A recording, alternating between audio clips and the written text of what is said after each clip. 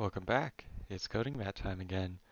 Today we're going to be doing the String-1 section here. So this section is going to be all about strings, of course.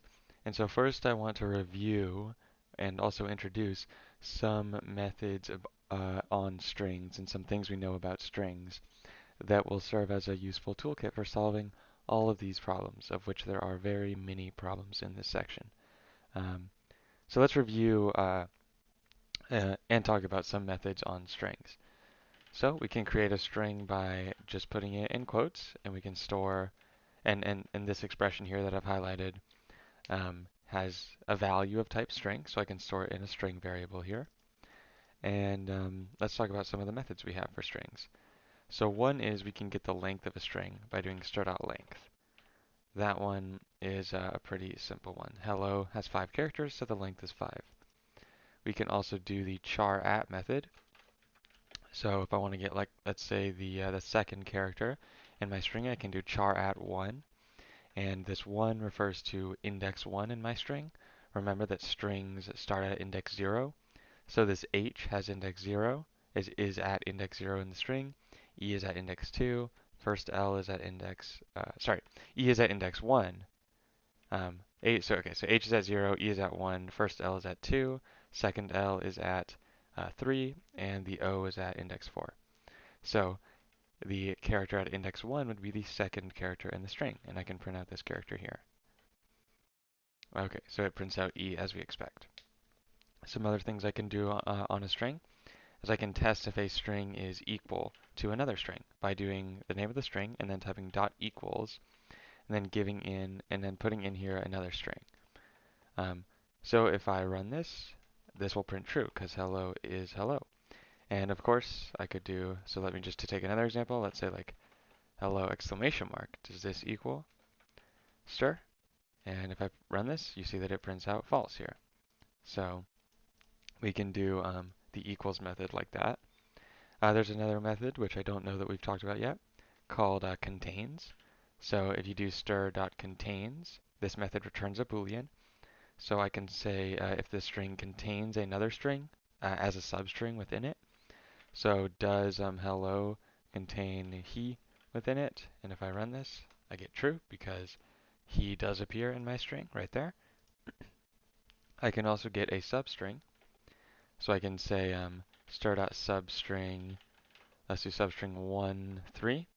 So this first number is the index of the first character in my substring, and this last number, the second number, is the index of the character right after the last one in my substring. So the length of my substring is going to be this number minus this number. 3 minus 1 is 2, so my substring should have 2 characters in it, and it should start at index 1. And so if I print that out, you see that starting at index 1, which is the second character, and having length 2 would be EL. So EL is the substring from 1 to 3. And then also remember that you can call a substring method with only one argument. Oops. With only one argument. So if you don't put in a second argument, it'll be as if the second argument was the length of the string, like that. So in other words, this will take every character in the string starting at and including that index. So if I run this, this prints LO. All right, and then we also have the starts with method. So I can do stir.starts with hell for hello, and that will be true. And I could say also ends with. I can say ends with O, and that is true as well. So those are just some of the methods. Let's think if there's any more. There's also a method called indexOf, which will give you the index of the first occurrence of any specific character that you put in. So I could do stir.indexOf, let's do index of L, and if I print this out, this will print out 2, because the first L in my string occurs at this index here, which is 2.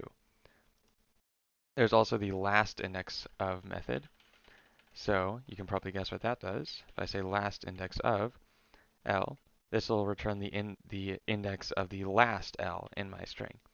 So that prints out 3.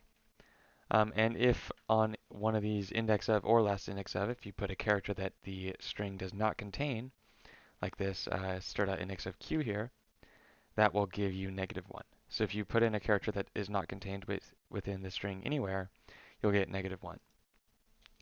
And these index of, last index of methods, these can also work on if you pass a string. So I could pass in, for example, or I could do str.index of el. And so this will give me the index of the first occurrence of this substring within my string. So this would be, this would return 1. It returns the index of the first character. So the first el is what I'm talking about, occurs here. And then the first character is at index 1. So this would return 1. And like before, if the given substring does not appear anywhere, then it returns -1. So that's quite a few methods right there. There are plenty more, but that's about all we will need for today, or for like a basic toolkit. Let me actually mention one more, and this one's quite useful. So you can also do the replace method. So the replace method can be used to replace one character with another character. So I'll replace L with X in my string. And what this replace method does is it returns a new string. It doesn't modify the existing string. You can never modify an existing string. But the replace method returns a new string with the same characters as str, but with L replaced by X. Every occurrence of L replaced by X.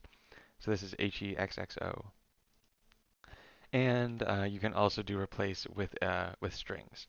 So I could say replace every occurrence of he with let's actually replace every occurrence of he with the empty string. So in other words, I'm replacing every occurrence of he with nothing. I'm effectively now deleting every occurrence of he. So that will just give me LLO. And by the way, there is such a thing as an empty string, but there's no such thing as an empty char. Like there's no empty character. Whenever you use single quotes, there has to be exactly one character, not 0, not more than 1, but just exactly 1 in between those single quotes. Okay, so that is all, not all, that is a good starting toolkit of methods that we can use on strings.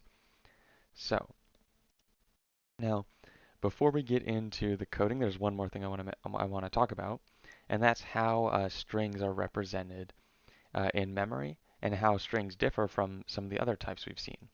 So, we've used, let's just do, let me make a new file here, real quick. We'll just say more string info. Okay, just so I can give you some more background info about strings. So we've talked about strings, right? And we've also used other types like ints, booleans, and even chars here. And there are some other types we might see later, but these are the ones for now. Now you may notice something, and that's that string starts with a capital letter, while int, boolean, and char all start with a lowercase letter. And now the names of the different types really are arbitrary, but the type string is deliberately named with a capital letter to signify a certain thing about it. And here's what a type that starts with a capital letter means. So a type that starts with a capital letter is what's called a reference type, whereas types that start with a lowercase letter are called primitive types. Now there are only 8 primitive types. There are only 8 types that start with a lowercase letter. There are actually plenty of types that start with a capital letter. There are hundreds and hundreds of reference types, but only 8 primitive types. Now, what does that actually mean? Why do we care? What's the difference between a primitive type and a reference type? And that gets into how these things are stored in your computer's memory when you're using them. So let's talk about that for just a second. So let's say you create a variable, an I, called I. That's not a good I. There we go. So this is our I. And let's say it stores the value 3. So in memory, there's this number, this int here, is just stored as 3. Now it's represented in binary, which I could tell you the binary value for this, but we don't need to worry about that right now. Just know that in memory, this I is stored as 3, which is all well and good, right? And like if you had a char, like a char C, it's stored in memory as some number. Each letter is assigned a certain number. Each character, I should say, is assigned a certain number. So that way, behind the scenes, characters are represented as numbers. But it could store, any number in here. Um, and like a Boolean, whatever, would be represented as just a number.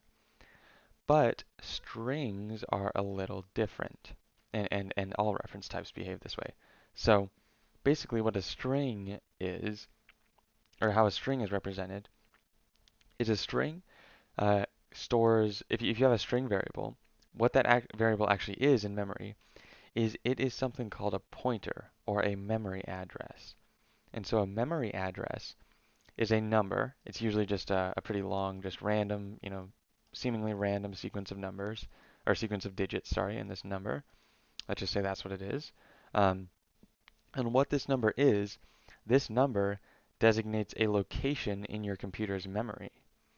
So let's say here this box is going to be your computer's memory. Your computer probably has a lot of memory compared to, the size of a single string, that is. Um, and so this number points to somewhere in this memory. Let's say it points to this spot right here. There are a bunch of places in this memory. But let's say this number here points to one spot right here. And when I say points to, you can imagine your memory as a bunch of cells that can all store stuff. Let's say like they all store 4 bytes in each cell, or 1 byte in each cell, whatever you want to think about it as. It might depend on the computer that you're dealing with. But your memory just has a bunch of cells, right? And so this number refers to one of the cells. Each cell has its own number. And so this number refers to one of the cells. And starting at this cell is where your actual string is. So you can imagine that let's say your string had 3 characters in it. It was hey, H-E-Y. So this number, and by the way, this is still a sort of simplified version of it, but this number points to this spot in memory right here, and your actual string starts at this spot. So let's say the first letter is here, second letter is here, H-E, and then the last letter is here, right? Or maybe the first thing is like the length of the string, a number, so that we know how many of the next cells are going to be used, right? So then the next one is H, and then E, and then Y. And this is how it is actually stored in memory. And so that is why strings are just a little different than these other types. A string variable behind the scenes is a number, and that number points to a location in memory that actually has the data of the string, the thing that the string actually means. Whereas these other types, these primitive types, are just their value, or the number they're stored as, is their value. The number they're stored at isn't one of these references, these pointers to other places in memory. So that's just a slight difference. You don't really have to worry about this too much when you're coding, but as you go into more advanced coding or other things in coding, that this will be relevant. And I also want you to know sort of the difference. Why does string start with a capital letter while these other types start with a lowercase letter? That is just some background on that. So let's finally get into some coding. So let's start with helloName. It says given a string name, for example Bob, return a greeting of the form hello Bob. So go ahead and try this problem on your own, and pause, and I'll be back in just a second.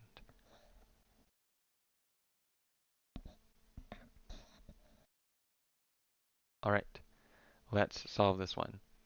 So one way to solve this, or pretty much the simplest way to solve this, is to take this string, right, the string name, and we're going to need to add the text hello to the front of it, and we're going to need to add an exclamation mark to the end of it. And so the way we're going to do this is we're going to create a new string that has that text in it. And so if you put a plus sign between two strings, it will concatenate them. I'll make something like a string result here, and it'll start with hello. And remember to put this space here, and then we'll put the actual string, the name of the person, and then we'll put an exclamation mark. And then we just need to return the result. And there we go. So notice that we're using the plus sign. Uh, Technically, this would be called the concatenation operator, but we're using the plus sign to concatenate, that is to just put together in immediate succession uh, a few strings here. So the thing that results from this expression that I've highlighted is going to be a string, of course, and it's going to start with hello space, and then it's going to contain whatever content is in this name variable, and then it's going to contain an exclamation mark. And the resulting string will just be those three things put in order, and so that'll be my result. So there you go. And of course, if you didn't want to put the variable, we could do this all in one line by just doing something like that. And that would also solve the problem. Okay, here is the next one. It says, given two strings, a and b, return the result of putting them together in the order a, b, b, a. For example, hi and bye returns hi, bye, bye, hi. So go ahead and pause and try this one. All right, let's get to it. I'll make another result here, variable here. And so we want to do a, b, b, a, so a plus b plus a. It's pretty straightforward. And I can return the result here, and that'll do it. Once again, we do not need the variable. We could do it like that as well. So there we have it. All right, so now this one says, the web is built with HTML strings like this one here, which draws yay as italic text. In this example, the I tag makes open open angled bracket. A less than sign in programming is sometimes called an angled bracket because it's used as a bracket like the parentheses or square brackets or curly brackets are. So open angled bracket, I, close angled bracket, and open angled bracket slash I, close angled bracket, which surrounds the word yay. Given tag and word strings, create the HTML string with tags around the word. For example, this. You don't need to know about HTML or anything to solve this problem. You can just see from the examples how it is supposed to look here. So go ahead and try this one on your own. All right, let us solve it now. All right, so we could do this all in one statement, and maybe you did that, but I'll break it into some steps here first, and then we can do that. So I'll first make the opening tag. In other words, this part that comes before the word. So I'll say opening is it's going to start with an angled bracket, and then it's going to contain the tag. Remember, the tag doesn't have any angled brackets in it. The tag is just the text. The tag string here is just the text that is inside the angled brackets. So I'm going to say angled brackets plus the text that goes inside plus the close angled brackets. And then my closing is going to be angled brackets plus the tag plus, actually no, we want angled brackets and then a slash because you see how the closing tag has angled bracket slash, and then plus concatenate the tag, and then the closing angled bracket. And now all we have to do is return opening plus word plus closing. And there we have it there. And of course, we could avoid the variables and just do something like that as well. So that's how we could solve that one. All right. Now it says, given an out string of length 4, such as that, and a word, return a new string where the word is in the middle of the out string. For example, that. So it says use, and it gives you a hint there, use the substring method. So try and solve this one. It's a bit harder. And keep in mind that the out string will always be exactly 4 characters. So that makes this a bit easier than if we didn't know the length of the out string. So go ahead and pause and try this one. All right, let's solve it. Okay, so basically what I'm going to do, right, we can see that we take the output string, yay in this example, and we take the first 2 characters and put it before yay, and the last 2 characters and put it after yay. So the first thing I'm going to do is I'm going to split up out into 2 different parts. I'm going to take the first 2 characters, put it in one variable, the last 2 characters of out, put it in another variable, and then I can just concatenate those with word to get my result. So I'll call this one firstTwo. And so if I want to get the first 2 characters of out, I can just do out.substring 0 to 2. And if I want to get the last two characters, I can say string last2 equals out.substring. And in this example, since I know the length of out, I know out has exactly 4 characters. I can do 2 to 4. I can do this as my last2. And remember, or I guess note that since 4 is the length of the string, since I'm basically getting everything from the third character, that is the character at index 2, to the end of the string, I can actually not include this other one. I can use the one argument version of substring. Makes my code a little more concise. Now, if I didn't know the length of out, so let's say out could be any number of characters, if I wanted to get the last two to or a string containing just the last 2 characters, when I don't know the length, I could just do out.length minus 2. And this would give me the last 2 characters of out. Or this whole expression here would give me a string containing just the last 2 characters of out. Okay, and now all I need to do is I just return the first 2 with the word sandwiched in between. So I almost typed sandwich. So the first 2 plus the word plus the last 2. And that will solve the problem there. Note that in general, if you want to get the last n characters of a string, you just take the string, call substring, and then pass the length of the string minus n, and that'll give you the last n characters of the string. And that is how we might do this one. Once again, you can avoid the first 2 and last 2 variables by putting this all onto one line, and you can feel free to do that if you'd like to. But I won't bother doing that. Let's go on to the next one. All right, it says given a string, return a new string made of 3 copies of the last 2 characters of the original string. The string length will be at least 2. Okay, so go ahead and pause and try this one on your own. All right, let's solve this one. So first step is, of course, to get the last 2 characters of my string. So to get the last 2, hey, guess what? That's exactly what we did in the last problem. So this should come as no surprise that I'm going to do this just like this. This will give me the last 2 strings. I'll call this last2. The last 2, characters of my string. And then it wants 3 copies of it, so I'm just going to say last2 plus last2 plus last2. And there you go. By the way, there is no, like, I can't do like times 3 here. That would be cool, but I can't do that. There is a method if I were using an updated version of Java, as I mentioned in a previous video. I could do the repeat method and say last2 dot repeat 3. But CodingBat uses an older version of Java, so this method didn't exist in the version CodingBat is using. But it's not too big of a deal here. I can just do it just like this. So that is how I could solve this problem. Let's move on to the next one. Oh, and by the way, actually, before I move on, note that we had to be careful here because we didn't have to be careful here. Sorry, I'm getting a little sidetracked here. We didn't have to be careful here because we knew the string would have at least length 2.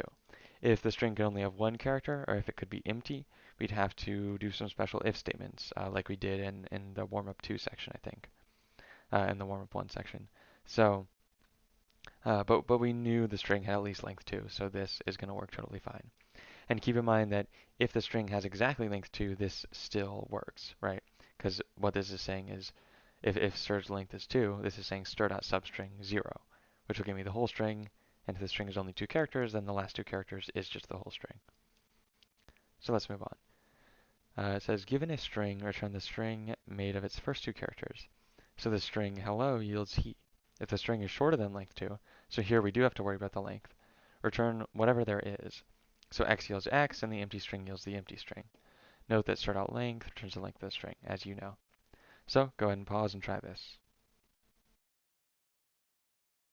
All right, let's do it together.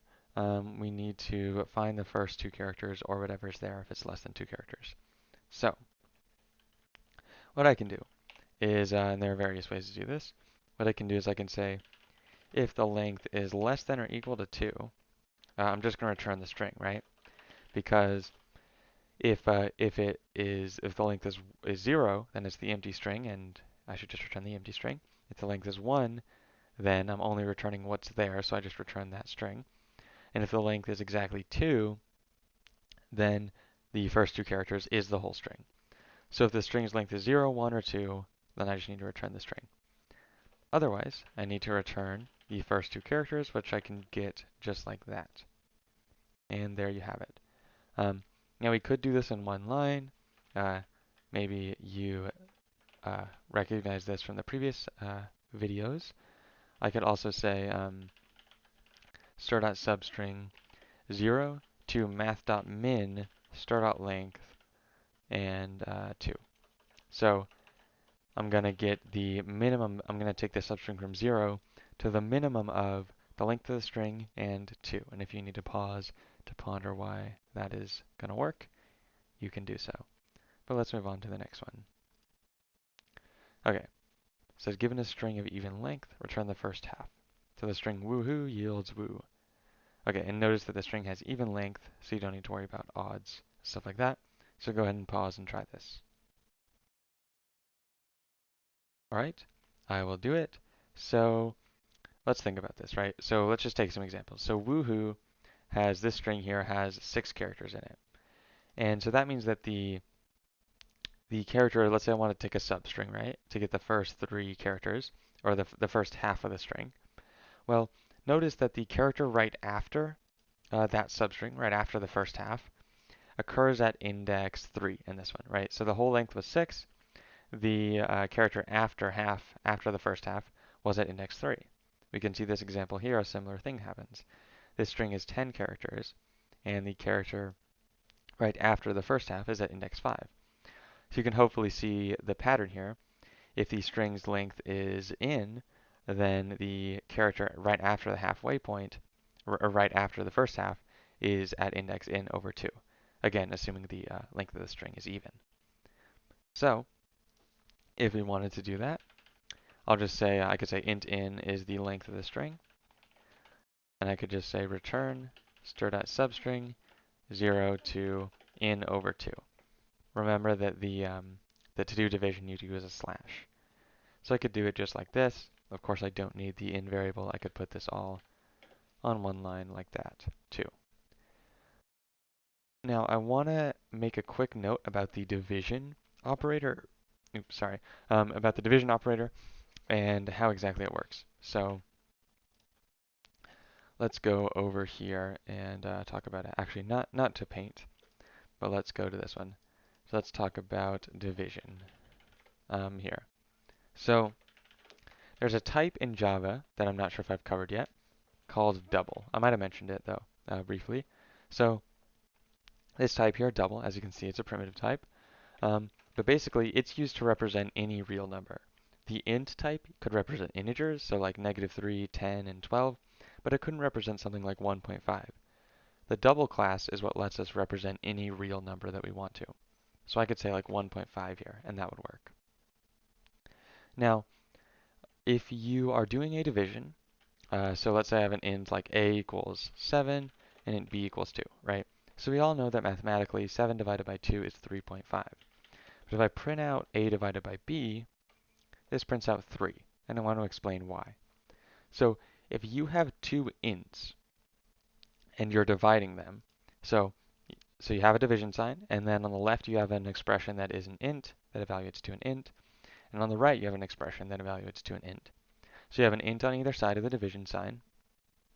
Then the result of this division will be whatever the real mathematical result would be, which in this case is 3.5, but rounded towards 0. So that is why this prints out 3 and not 3.5. And I'll just to give you another example, if I said -15 divided by 4, this will give me -3. And we know that mathematically, right, -15 divided by 4 would be -3.75. So -3.75 rounded to the nearest integer towards 0 would be just -3. Another way of thinking about this is that it cuts off the decimal point and everything after it. So the mathematical result would be -3.75. If we cut off the decimal point, and that's just -3. Now, the reason I brought up doubles is because if you're doing a division and one of the things, one of the sides of the division sign, you have a double, so let's say like a divided by 2.0, if one of them is a double, then it will give you the mathematical result.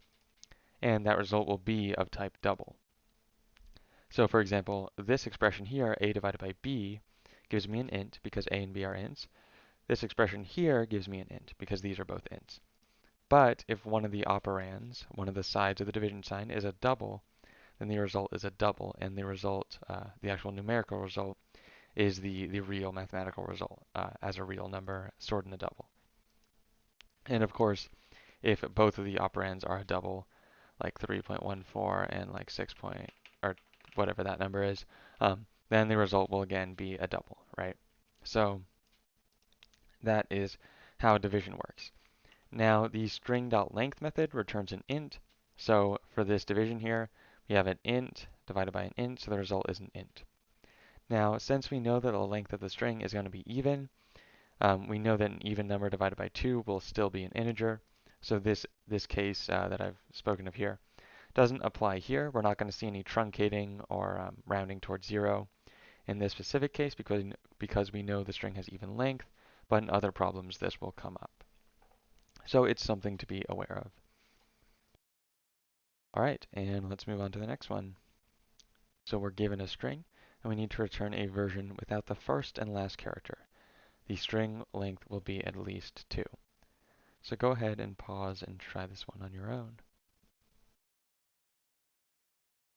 All right, let's do it. So if I wanted to get if I want to get if I wanted to get a substring of a string that is the whole string, so let's say sub, I'll call it sub. If I wanted to get a substring of the string that is just the whole string, I could do stir.substring 0 to the length of the string, right? That would give me the entire string. Now, in this problem, I need to get rid of the first character and the last character. So if I wanted to skip the first character, I would just have to increase the start index by 1. So I need to, instead of putting a 0 here, put a 1 here. And to ignore the ending character, in other words, to not include the end character, I just need to decrease the end index by 1. So I could say start.length minus 1. And that would give me all of the interior characters. That is, all the characters that aren't the first or the last. So if I just return sub here, this will work. And note that because the string's length is at least 2, we don't have to worry about any possible situation where like 1 is not a valid index in the string or something like that. We don't have to worry about that because we're guaranteed that the string's length will be at least 2. And notice that this does work even if the string's length is exactly 2, because if the string's length is 2, then basically we're saying stir.substring 1 to 1, because the length minus 1 would be 1. So stir.substring 1 to 1, and remember that if you call the substring method and you pass the same number as the start and end index, then you'll get back the empty string. So we can see that in this example here. We're given a string of length 2, and we need to, and we're supposed to return an empty string, and you see our code does that just fine. So that is how we could do that one. Of course, you could elide the variable if you wanted to. So we could do that. Also notice that you have what's called other tests here. I'm not sure if we had those before, but basically these are tests that you can't see. So you can't see what was passed in as an argument, nor what the expected result is. So if your if your code passes all of these tests that you can see, it'll definitely pass all the other tests because they don't put any like tricky cases in the other tests. The reason they still have other tests is because if you could see all the tests, sorry for the dog if you hear him, but if you could see all of the tests, let's say I could see like hello in Java, let's say we didn't have the other tests, right? I could just see all of these. Well, what I could say is like, if the string is hello, return, what's the correct result? L. If the string is Java, return AV. And I could literally do this for every single test case over here. Now, that is of course not the point of this website, is to hard code in every single test case, right? We want code that actually just works in the general case. So that's why we need these other tests here, these hidden tests, that is, to prevent you from doing something like this, which clearly defeats the purpose. So there we go. That is that problem there. All right. So now we're given two strings, A and B, and we need to return a string of the form short plus long plus short, with the shorter string on the outside and the longer string on the inside. The strings will not be the same length, but they may be empty. So go ahead and pause and try this one.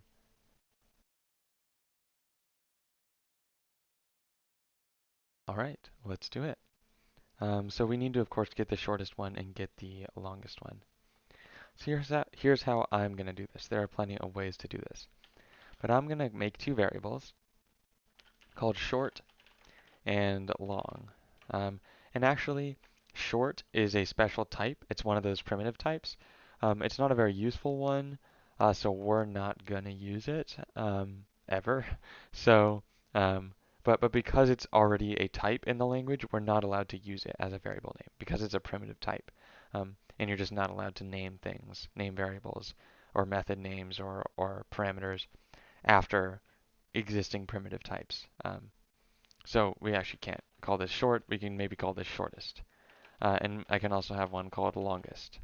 Um, okay, so these are my two variables.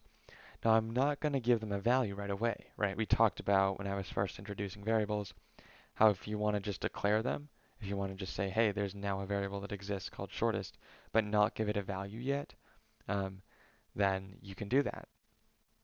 And so what I want to do is I want to store the shorter string in shortest and the longer string in longest. So what I'm going to say is if A's length is less than B's length, then I know that A is the shorter string. So shortest equals A and longest equals B.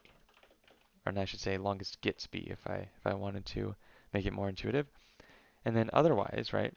Otherwise, we know that B is the longer string. And it said that the strings will not be equal length, so we don't need to worry about that. So otherwise, I know that B is the shortest one, and A is the longest. So I can say shortest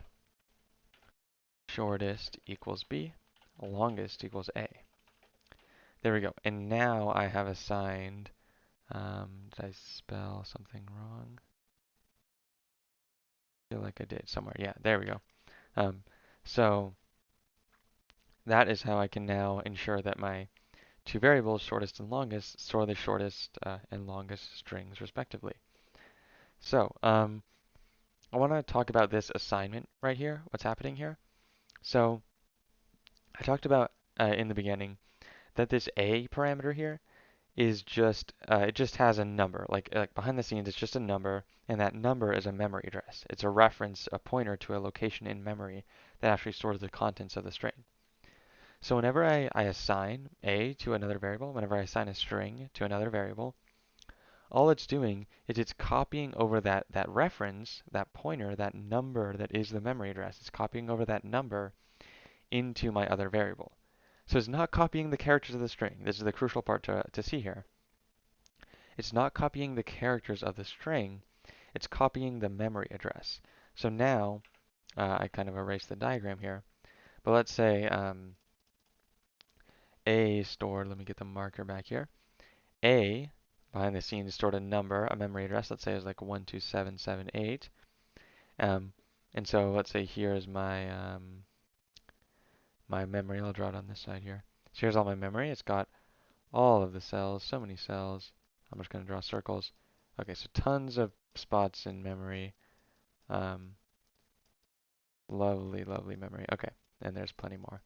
Okay, so now let's say I assign shortest. I'm just going to just say S here for brevity.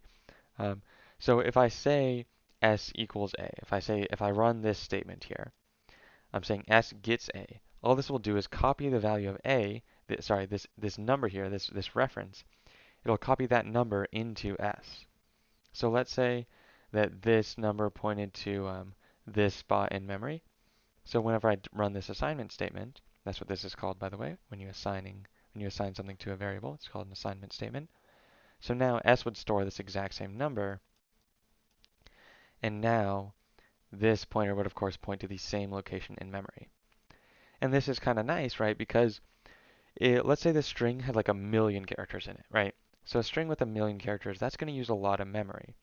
So if in order to put that variable into s here, or to put that, sorry, in order to assign like s equals a here, if I had to copy over all 1,000,000 characters, that would take a lot of time, and it would also waste memory.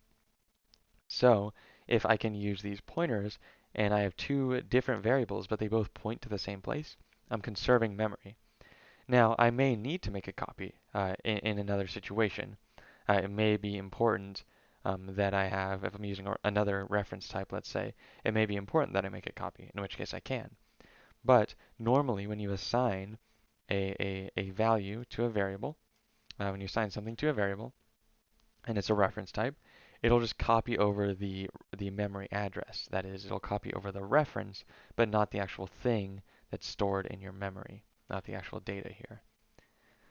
So a subtle thing to note, but it is relevant in many cases. Okay, so now we have shortest and longest, and they now hold the shortest, hold memory addresses, hold references to the shortest and longest strings, respectively. So now all I need to do, you can probably tell, is just shortest, if I can spell, shortest plus longest plus shortest. So if I run that, it will run just like that. Yeah, and that's really how I would say that we do this. One thing we could do if we want to make this a little shorter is, let me first comment this out, and then I'm going to copy it down here, just so I can then edit it and show you a shorter way to do it. And in fact, actually, let's not even bother commenting it out. Let's just delete it. Okay, so here's our code as it stands now. What I could say is I could give shortest and longest a default value. Like, let's assume that A is shorter and B is longer, right? We can assume that at first. And then what I say, if my assumption proves false, so if it is not the case that A's length is less than B's, that is, if B's length is less than A's length, if my assumption was not true, that A was shorter than B, then I just need to reassign them. So now I need to say shortest equals B and longest equals A. And I keep spelling it wrong. Shortest. So I could also do it this way. This is just a little more concise. So there you go. That is another way to solve this problem. All right, it is time for the next one. Given two strings, return their concatenation, except omit the first char of each. The strings will be at least length 1. Go ahead and pause and try this.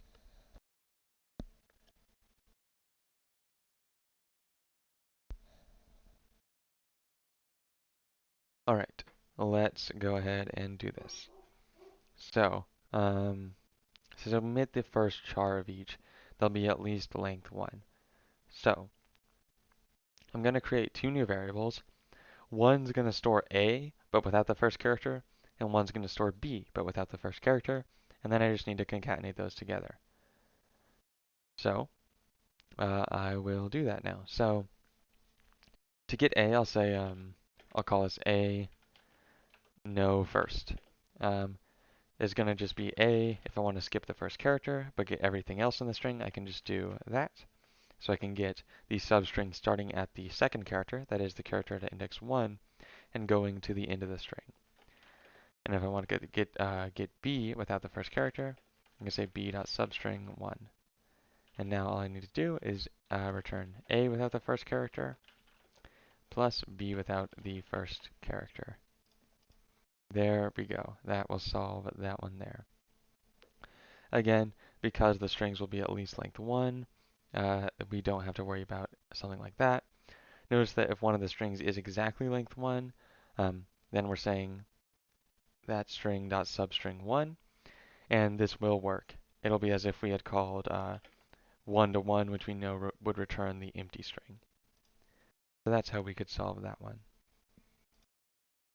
And let's do the next one. Given a string, return a rotate to left 2 version. where the first two chars are moved to the end, the string will be at least length 2. So, go ahead and pause and try this one on your own. Alright, so let's solve it. So, I'm going to split up star into two other variables. One's going to have everything but the last two characters, and one's going to have only the last two characters. So, to get everything but the to get everything but the last two characters, I can say string, what should I call this variable? I'll just call it, I can't think of a good name here. Let's just do front. We'll call it front, front. And I'll say equals str.substring from 0 to 2 before the end. So, right, if I were going to get the whole string, I would do 0 to str.length. And if I wanted to take one less character from the end, I'd do -1. If I want to take two less characters from the end, I do -2. So that would give me every character but the last two. And if I want to get the last two, I can say lastTwo equals substring str.length -2, which we've talked about before. And now it says rotated left. So basically what I need to do is return the last two characters first, plus everything else that was in the string. So lastTwo plus front. And let's see, what did I do? The first two chars are moved to the end. It looks like I've been doing the last two characters to the front, but we want to do the first two to the end. Not a problem. We're going to use a very similar strategy. So let me redo that. You were probably confused there for a second. Sometimes I sort of like don't really pay attention to the directions, and I'm just like I probably know what this problem's asking you, but maybe it would be a good idea to read the directions. So let's get the first two instead. So it should be 0 to 2, and then I'll call this the back of the string. Will be the substring from index 2 to the end, and then I just need to return back plus the first 2 and the first 2, and that will solve it there. So yeah, reading the directions, always a good idea. And so of course we could condense this all into one line as their solution does. And you're welcome to look at any of these solutions whenever that is an option here. Because it's always good to see how other people code things. Not just how I code things, but how the person who created this website coded it as well. Let's go on to the next one. Now this might be what I was doing. Given a string, return a rotated right 2 version where the last two characters are moved to the start. Go ahead and pause and try this one.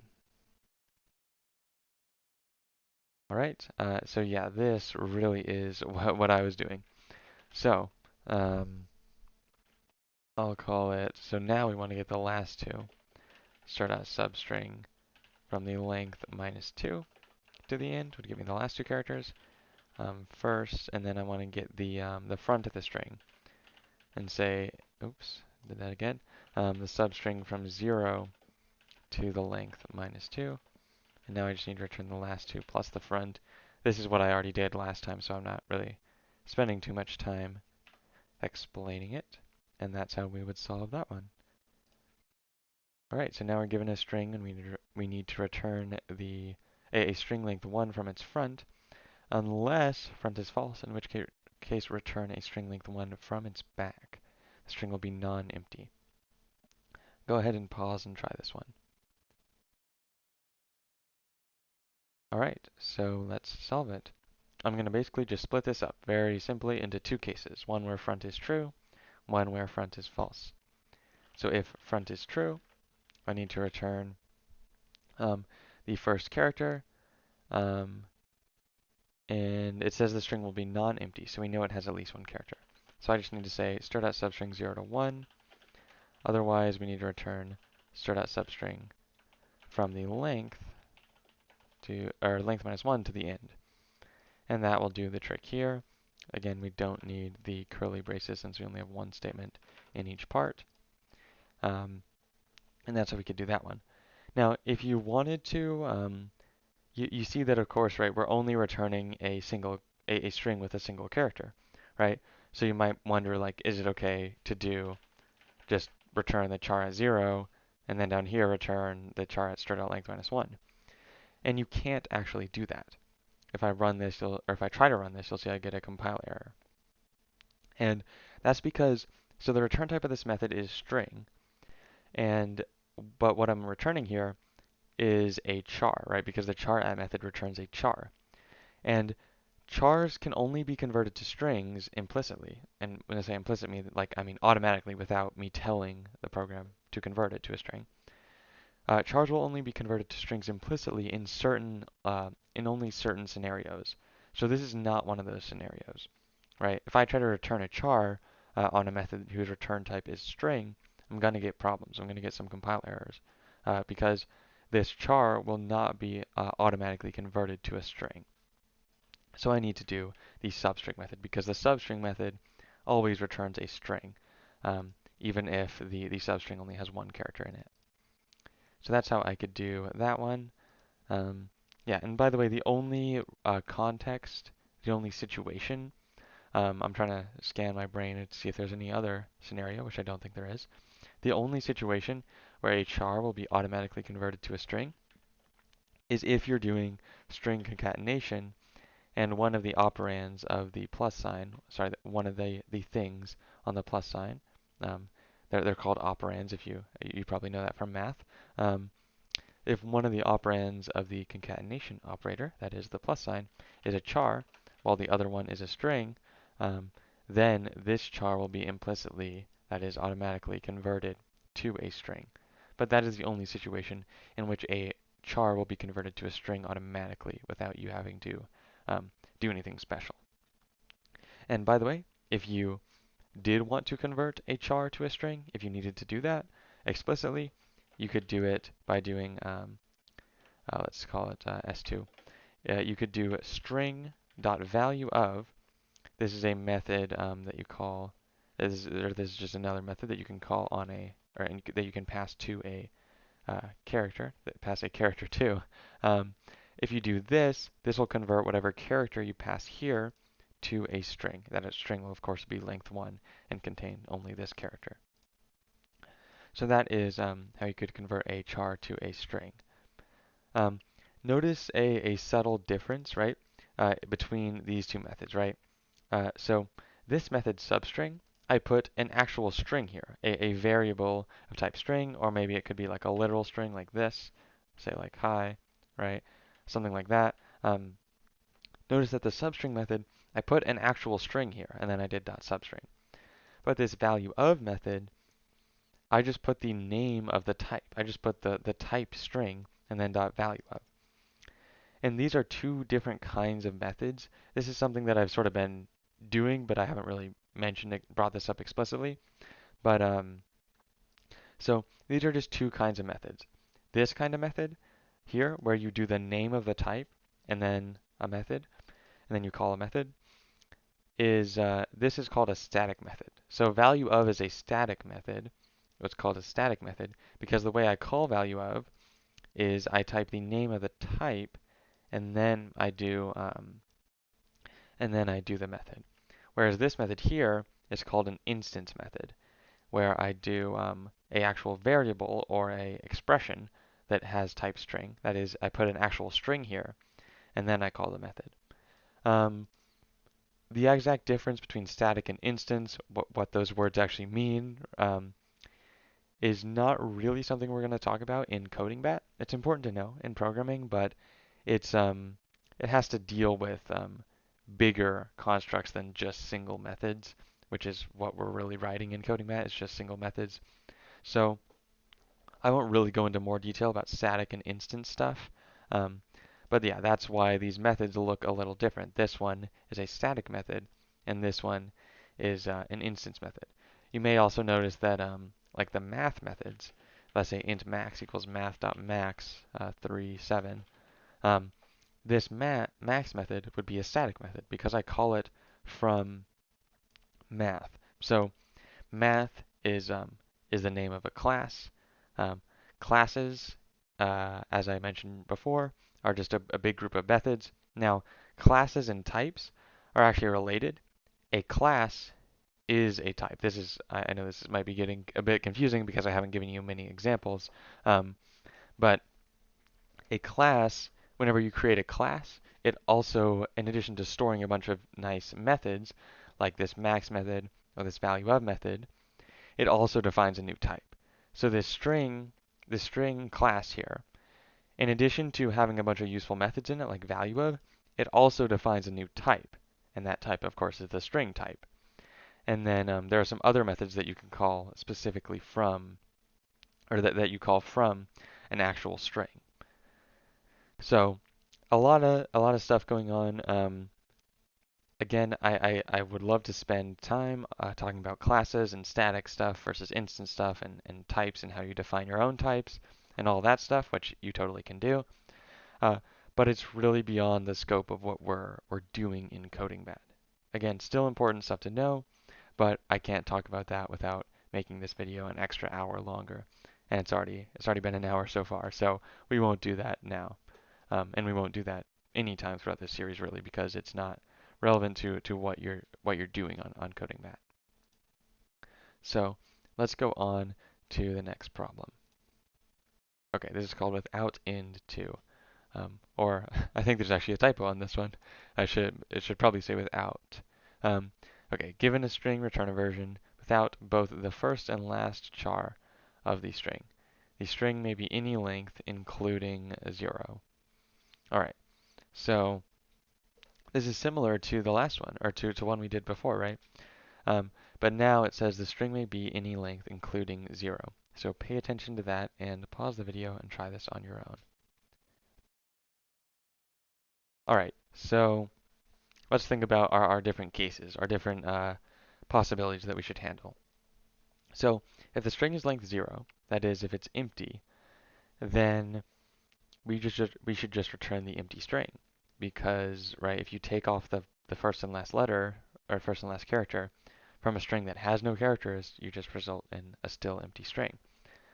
Now we also can note that a string of length 1 with only one character, if you take off the first and last character, we're again going to end up with an empty string. And likewise, in the case of a 2-character string, if you remove the first and last character, we'll once again end up with an empty string. So I'm going to combine all of those into one if statement. And I can say if the length of the string is less than or equal to 2, so that is if the length of the string is 0, 1, or 2, because obviously the length of the string cannot be negative, then I need to return just the empty string, which I can do like that. All right, and now we just need to return a version without the first nor last character of the string. So you already know how to do this because I think we did it earlier. Str.substring 0 to the length of the string minus 1, and that, let's see, without both the first and last char of the string. Oh, and I should have started from 1, not 0. There we go. So that's how we could solve this one. Notice that if we did not include this part here, we would get some bad stuff happening. Most of the test cases pass, but these two don't. And that's again because if this string had length 1, so if you had a 1-character string, then let's see, then so what would happen if the length of the string was 1? Then basically what we'd be saying is we'd be saying str.substring 1 to 0. So right, the length of the string is 1, 1 minus 1 is 0, so we'd be saying str.substring 1, 0. And that doesn't work. We saw, I showed you in another video, that you can't, the second index, the second number you pass to substring cannot be less than the first. It can be equal, but not less than. And if it's less than, you get a bad situation like this. You get a string index out of bounds exception. So that is why that happens there. And then also note that the index you pass here, whether it be in the first position or the second position, the index you pass here cannot be greater than the length of the string. It can be equal to, but not greater than the length of the string. So if I tried to say like str.substring 3, just 3 to the end, this would give me an exception, or it would make my program crash for several of these cases because 3 is greater than the length of these strings here. So I do have to have that if statement at the beginning. Like that. There you go. So that's how we could do that one. Moving on, given a string of even length, return a string made of the middle two characters. So the string yields ri. String length will be at least 2. Go ahead and pause and try this one. All right, well, let's go ahead and solve it.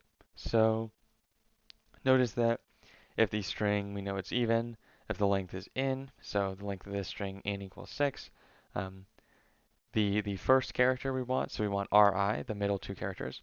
The first character is, in this case, at index 2, and notice that that is in over 2 minus 1. So 6 divided by 2 minus 1 gets us the index of r, which is 2.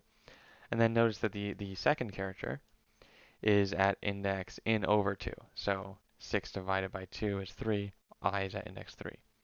So basically, what we want is the character at index in over 2 minus 1, and the character at in over 2. So I'll say in is the length of the string. Return, we need to return the substring from index in over 2 minus 1. And remember that PEMDAS still applies in programming, so this division comes first. So in will get divided by 2, and then we'll subtract 1, which is exactly what we want. So we want the substring from in over 2 to, so in over 2 is the last character we want to include, which means that our end index should be 1 more than that. So this is how we would solve this problem here. If we just did in over 2, right, then if we think about this, right, in over 2, so this thing I've highlighted here minus in over 2 minus 1, this thing I've highlighted here, equals 1, and so therefore our substring would only be length 1, so that's just how you could tell that this would not work. We need to include one more character, so we could do it like that. So that's how you could do this. Of course, you could put this all in one line if you wanted to. But that's how we could solve this problem here. All right, given a string, return true if it ends in ly. Please pause and try this one. All right, so I'm just going to start off with the best solution, which is return str.ends with ly. So that is how we would solve this one. Now let's say you didn't know about the ends with method, although I talked about it at the beginning, so hopefully you did remember about the ends with method. Let's say we didn't know about the ends with method. Here's how we could solve this. So first, if the length of the string is less than 2, we know that it obviously does not end with ly, so we return false. And then otherwise, we just need to return if the last two characters equals ly. So that's another way we could solve this one. What did I do here? Put an extra parenthesis there. So that is how we could solve that if you didn't know about the ends with method, but hopefully you remembered it from the beginning. All right, given a string and an int in, return a string made of the first and last nChars from the string. The string length will be at least n. Okay, go ahead and pause and try this. All right, let's do it. I'm going to get two variables, the first n characters and the last n characters, stored as two separate variables. So I'll call it first. It's going to be the first n characters, which we could get like that. And then the last is going to be the last n characters, which we talked about before. I could get like that. So if you need to verify that these two substrings work, go ahead and do so. But I will just return first and last. And that's that one. So we're given a string and an index. We need to return a string length 2 starting at the given index. If the index is too big or too small to define a string length 2, use the first twoChars instead. The string length will be at least 2. So maybe reread those directions if you need to, but go ahead and pause and try this on your own.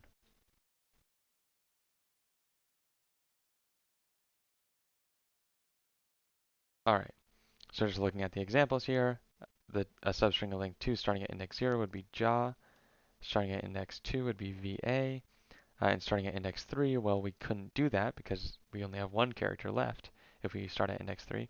So then we just return the first two characters instead. And we know the length is always going to be 2, or at least 2. So let's think about this. when is, and I'm going to handle a special case of in being too close to the end of the string, or sorry, the index being too close to the end of the string. So when is index going to be too close to the end of the string where we don't have two characters available? Well, if index is greater than or equal to the length of the string minus 1, then we know that we don't have two more characters starting at in. Starting at the index. I'm just used to the int variable being called in. We don't have two more characters starting from the index. So I just need to return the first two characters. And again, if you need to verify this with some examples, verify this to yourself, please do so. You can see that, right, that this string has length 4. We can see that if the index was 3 or greater, if it was 3, it'd be like starting at this last A, which wouldn't work. And if it was 4, then there of course would be no characters after the index, because the index isn't even a valid index into the string. So if the index is greater than or equal to the length minus 1, we just return the first two characters, and otherwise we return the last two characters, and we've seen how to return the last in characters plenty of times. So we could do it like that, and let's see. Sorry, we don't want the last two characters. I really do need to read the directions. Okay, so we need to return the next two characters starting at index. So that would be index to index plus 2, not 20. So that's how we could do that one, and let's see. Oh, they actually put negative inputs. Okay. Um, fair point, CodingBat. You got me on that one. So yeah, if the index is less than 0, then I suppose it is also not a valid index. So we could put that in there. If the index is less than 0, or it's too close to the end, then it's not going to be valid. So we just return the first two characters. So that's how we could do this one here. Yeah, if you want to return the next in characters starting at an index I, you could just say start at substring I, comma I plus in. Yeah, so that's how we could do that. I know I use a lot of variables. I mentioned like I and in and a bunch of variables to sort of generalize certain statements that I write.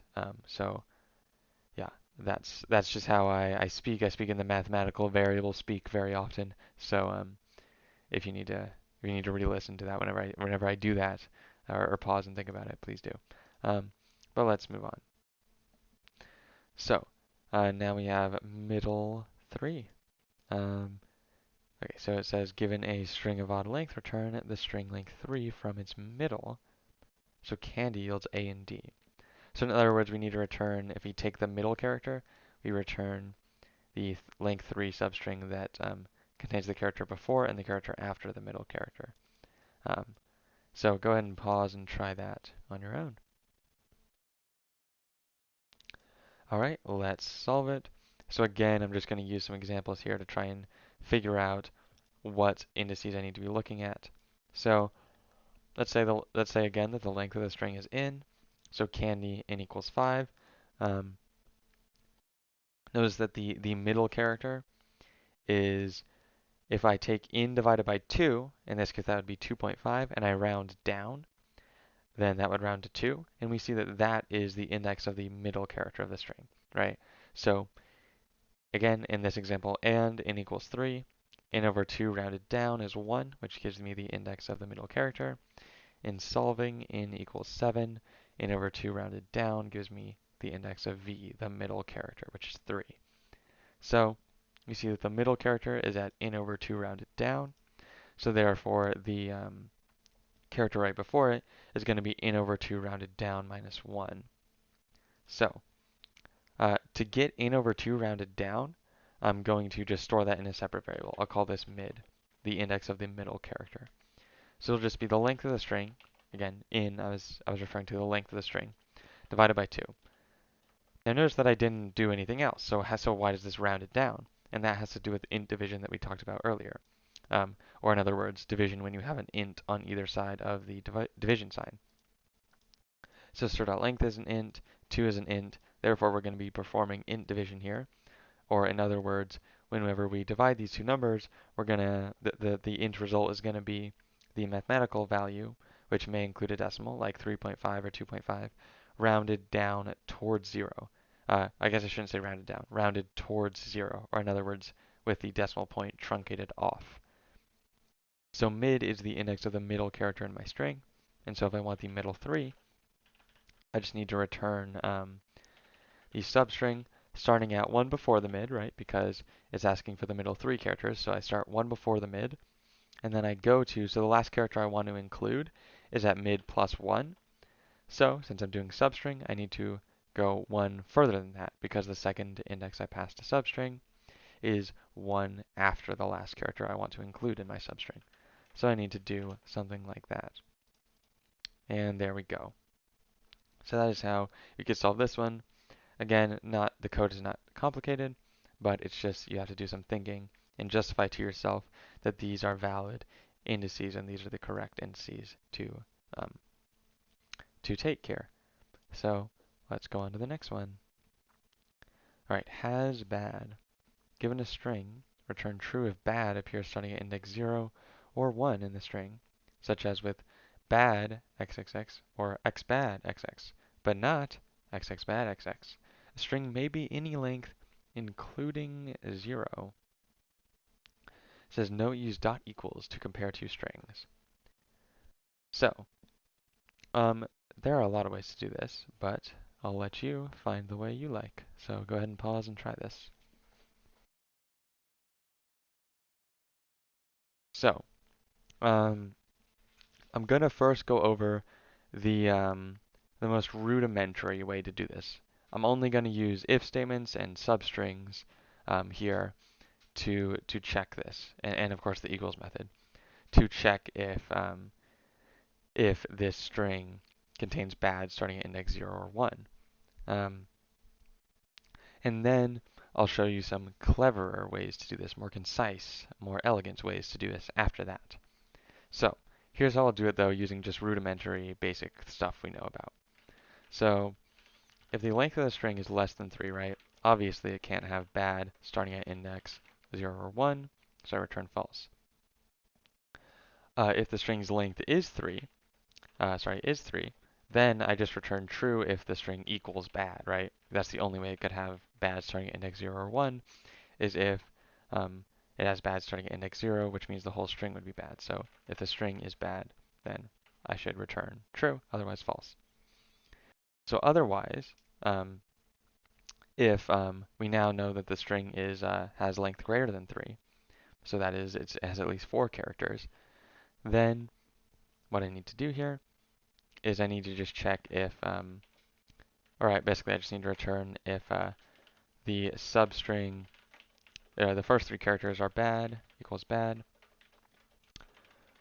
or, I'm going to put this on another line, or, I like to align things with tabs, you don't have to, or the substring from 1 to 4, so the 3 characters starting at index 1 equals bad. So that's how we could do that one. Let's see, I put an extra parenthesis there. And, sorry, not str.length dot equals bad, just str dot equals bad. Okay, so there we go. That's wonderful, but we can definitely do this more concisely. So, let's think about how we could do this more concisely. So, there is a way we can do this very simply in one statement, and I'll get to that at the end. But let's just make it a little better now. Let's just think of one other way to do it. So, if I want to test if the first 3 characters are bad, another way of doing that is just saying, does the string start with bad? So that would do that. Now, notice that the starts with method already handles implicitly the possibility that the string str is less in length than the given string I pass it. So I don't need to worry about that with that call there.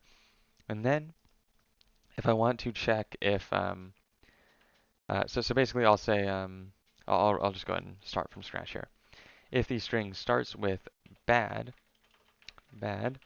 I need to return true. And then otherwise, I need to return true if it has at least 4 characters, and so I've checked the possibility that bad occurs at index 0, starting at index 0, but I also need to check the possibility that bad starts at index 1. So in order for bad to start at index 1, it would have to have at least 4 characters, greater than or equal to 4 characters, and the substring from 1 to 4 equals bad. All right, so that's a much more concise way of doing it. But as I said, we can do this all in one very simple statement. Please pause and try and figure that out on your own if you haven't already. And use the methods that I talked about in the toolkit at the beginning. It'll be using one of these methods that we haven't used so far in this video. Please try and solve this in just one simple statement.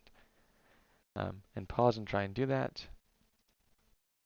But I will go ahead and show you now. So how we could do that is we could just say return if stir.index of bad. So actually let me see. I guess we can't exactly do this in one statement. We could technically, but I think it's clearer if we do it in 2 statements. So I'll say index equals stir.index of bad.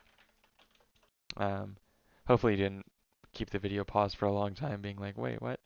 How do we do it in one statement? You could, of course, do it in one statement because you can actually do any of these problems in one statement. Technically, the statement gets very long sometimes, but you could. This is clear if we do it in 2 statements. So let me tell you what I mean, or what I want to do here. So if we first get the index of the first occurrence of bad, and if that index is 0 or 1, then bad occurs starting at index 0 or 1. So there we go. That would solve this problem as well. Now, of course, again, we could do this in one statement. If I ignored the variable and did it like that, then that would work too. But this is how we could do it here. And this actually would be a better way to write it, not just because it's sort of clearer what your intent is and maybe a little less cluttered. But the reason this is better is because I'm only calling this method once, and therefore the computer's only spending time executing this method once.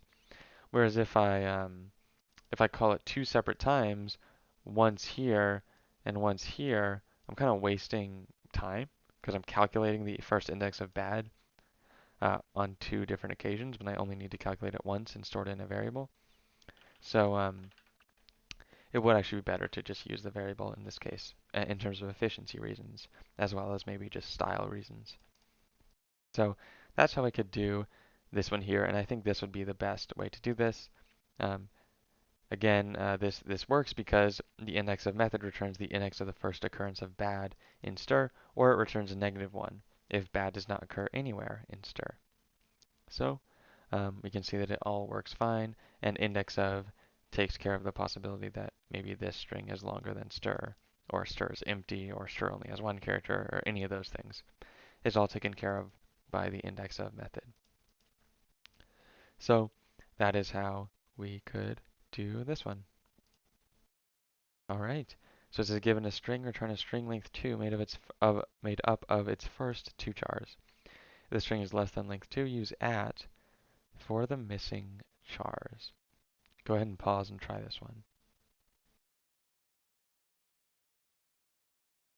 Okay, so obviously we do need to account for the possibility that there's less than 2 characters. Okay, so here's what we could do. We could split this up into cases.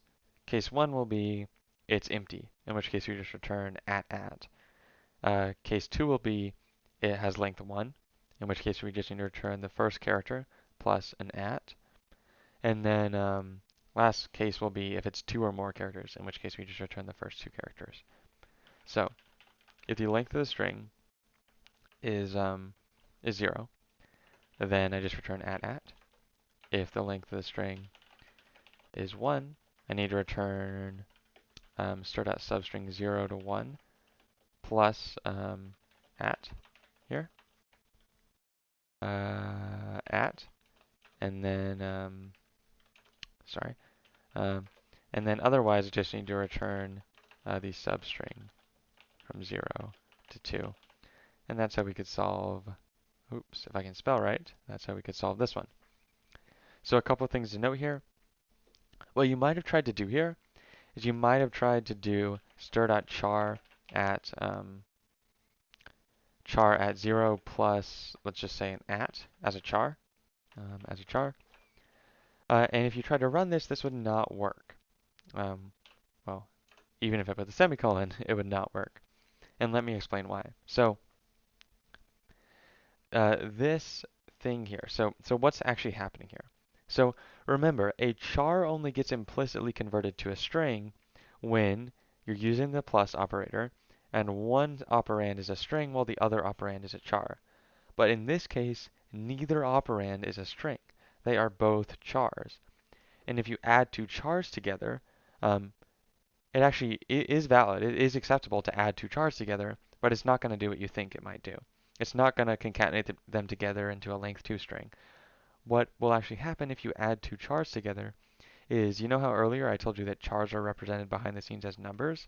Well, if you add two chars together, the result will be as if you added those two numbers together, those two numbers that represent the two chars. If you added those two numbers together and then got whatever char your resulting sum, the resulting sum of those two numbers was.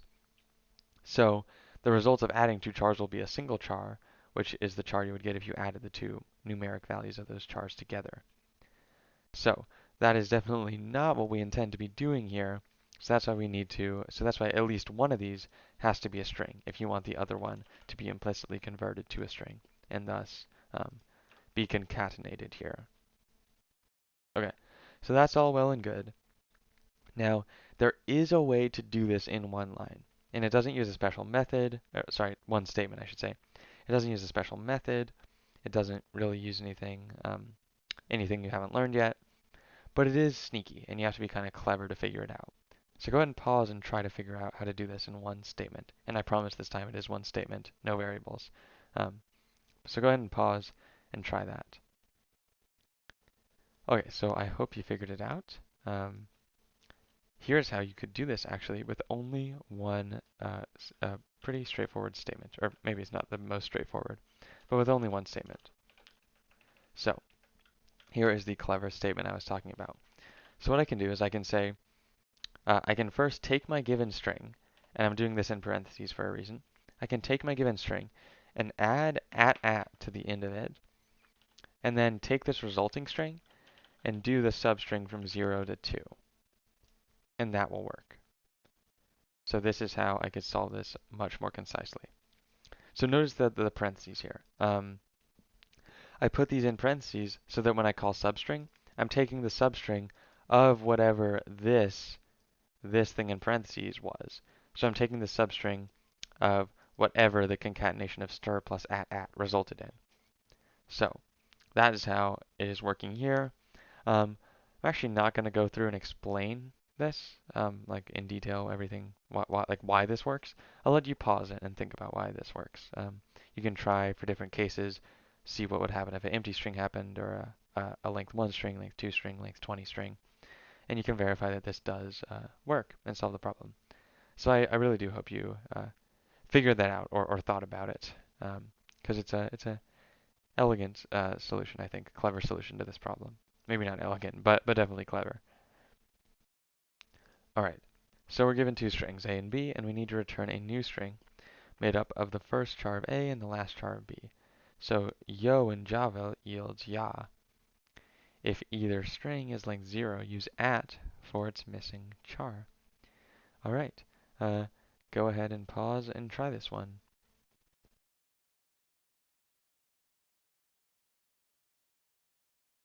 Okay, so I'll go ahead and start by saying this because I just can't help saying this.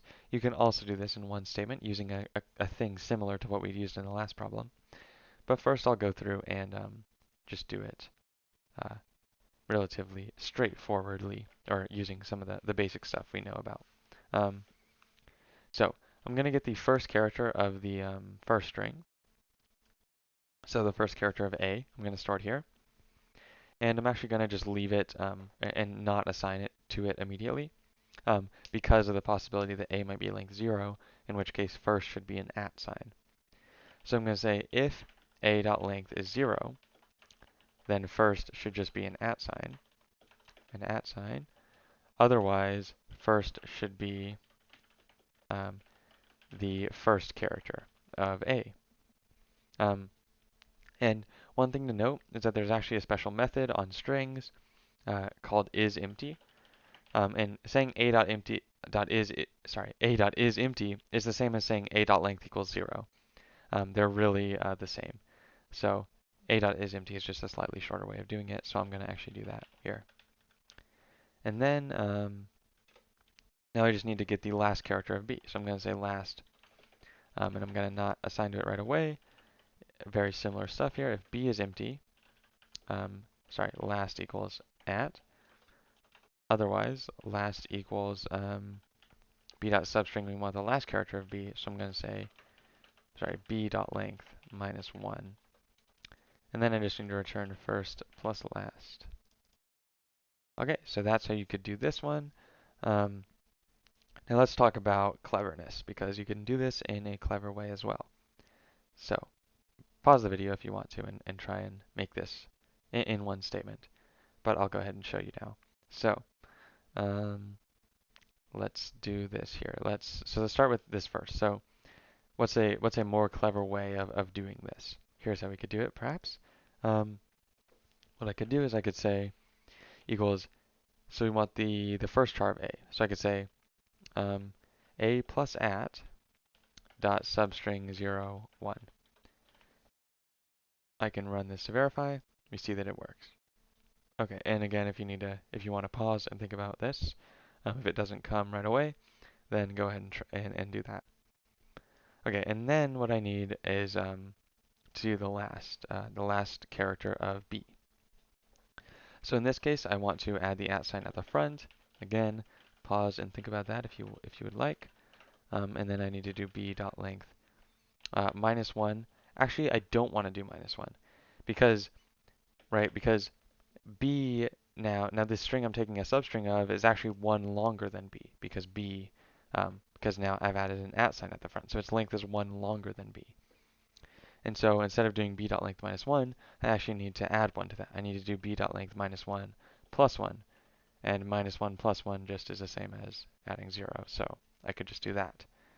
And that would give me the solution there. And you could combine these into one line if you want to. Maybe it doesn't make it any clearer, so I won't bother doing that, but you could put this all into one line by not using variables here.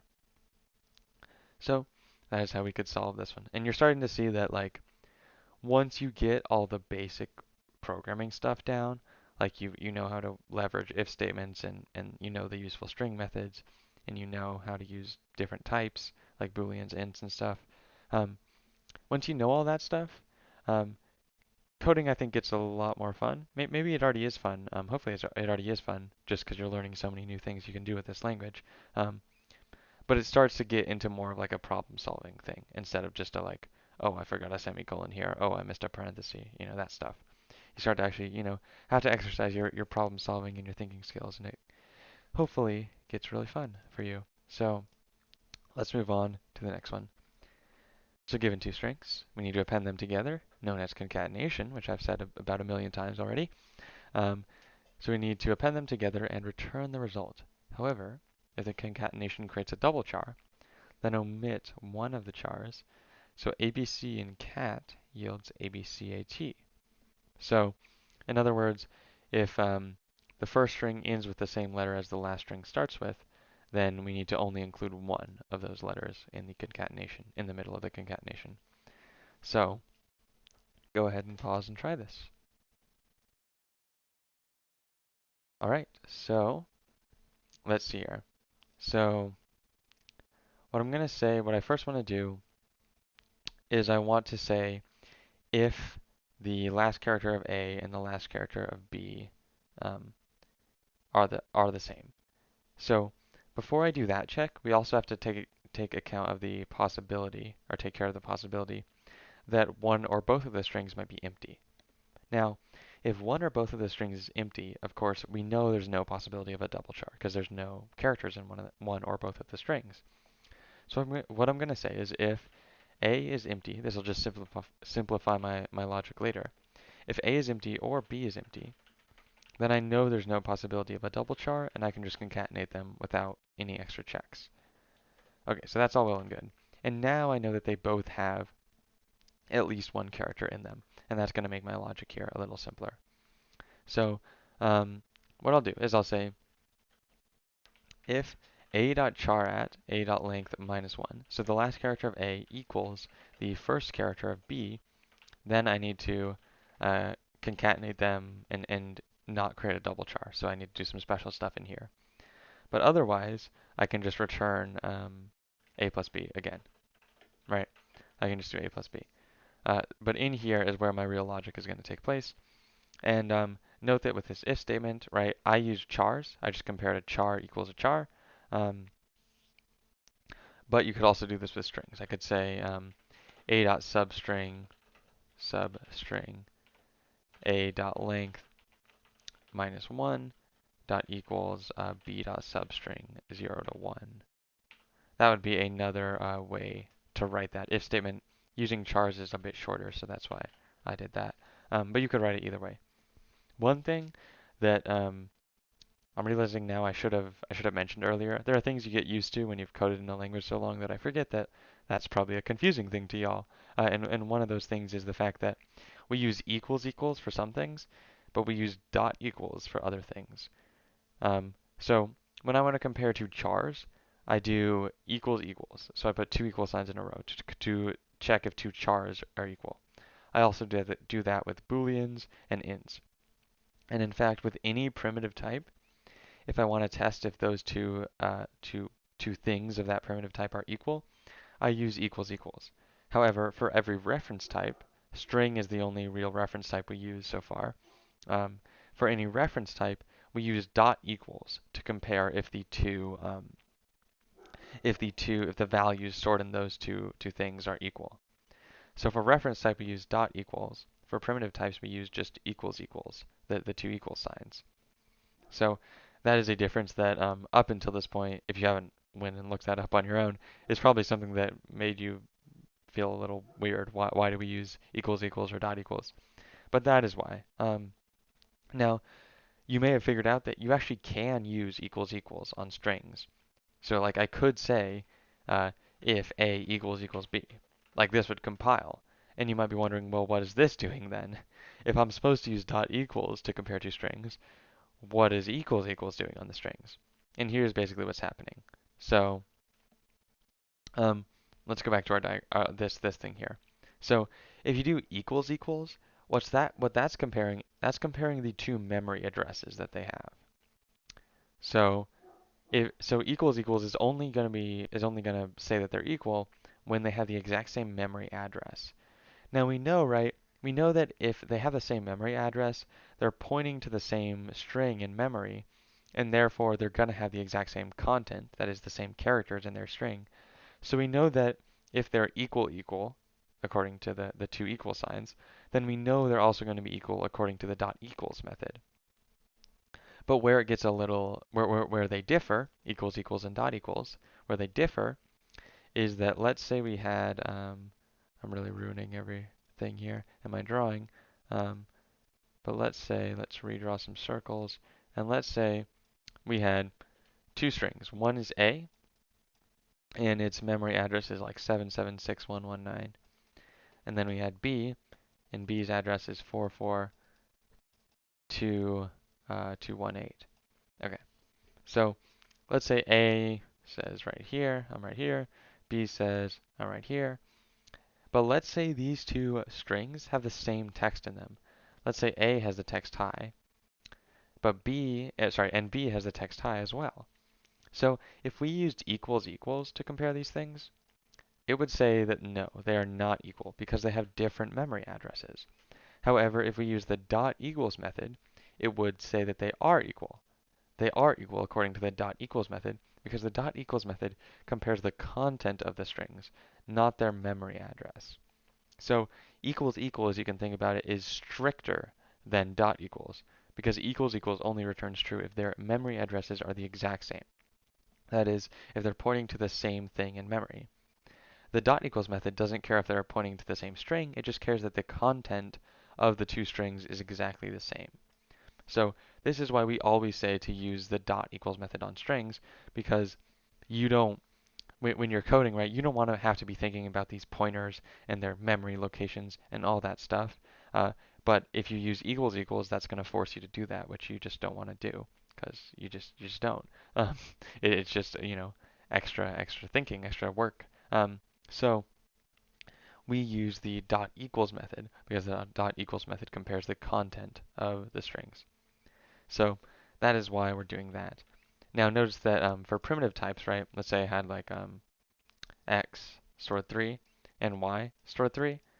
There's no pointers involved here. So the equals equals just compares these two values. But since these two numbers here are the values of my variables, comparing them is the same as comparing the values of the variables because these numbers are the values. So it's okay to do equals equals on primitive types. And in fact, you can't even do dot equals on primitive types. You have to do equals equals. You'll get a compile error if you try to do dot equals. So that is what's actually going on here.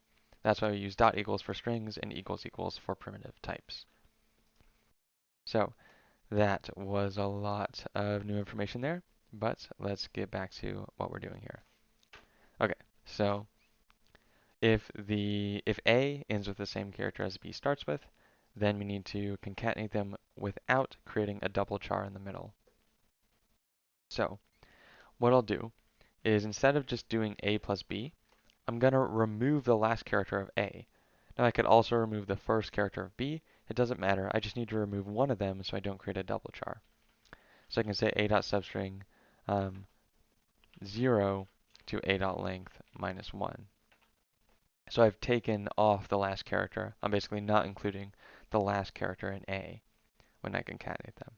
And that's how we could do that. It might be more concise in this case to take off the first character of B, because I could take advantage of the one argument substring method there. So that would be another equivalent way to do this. Now, this thing that we have here will solve it.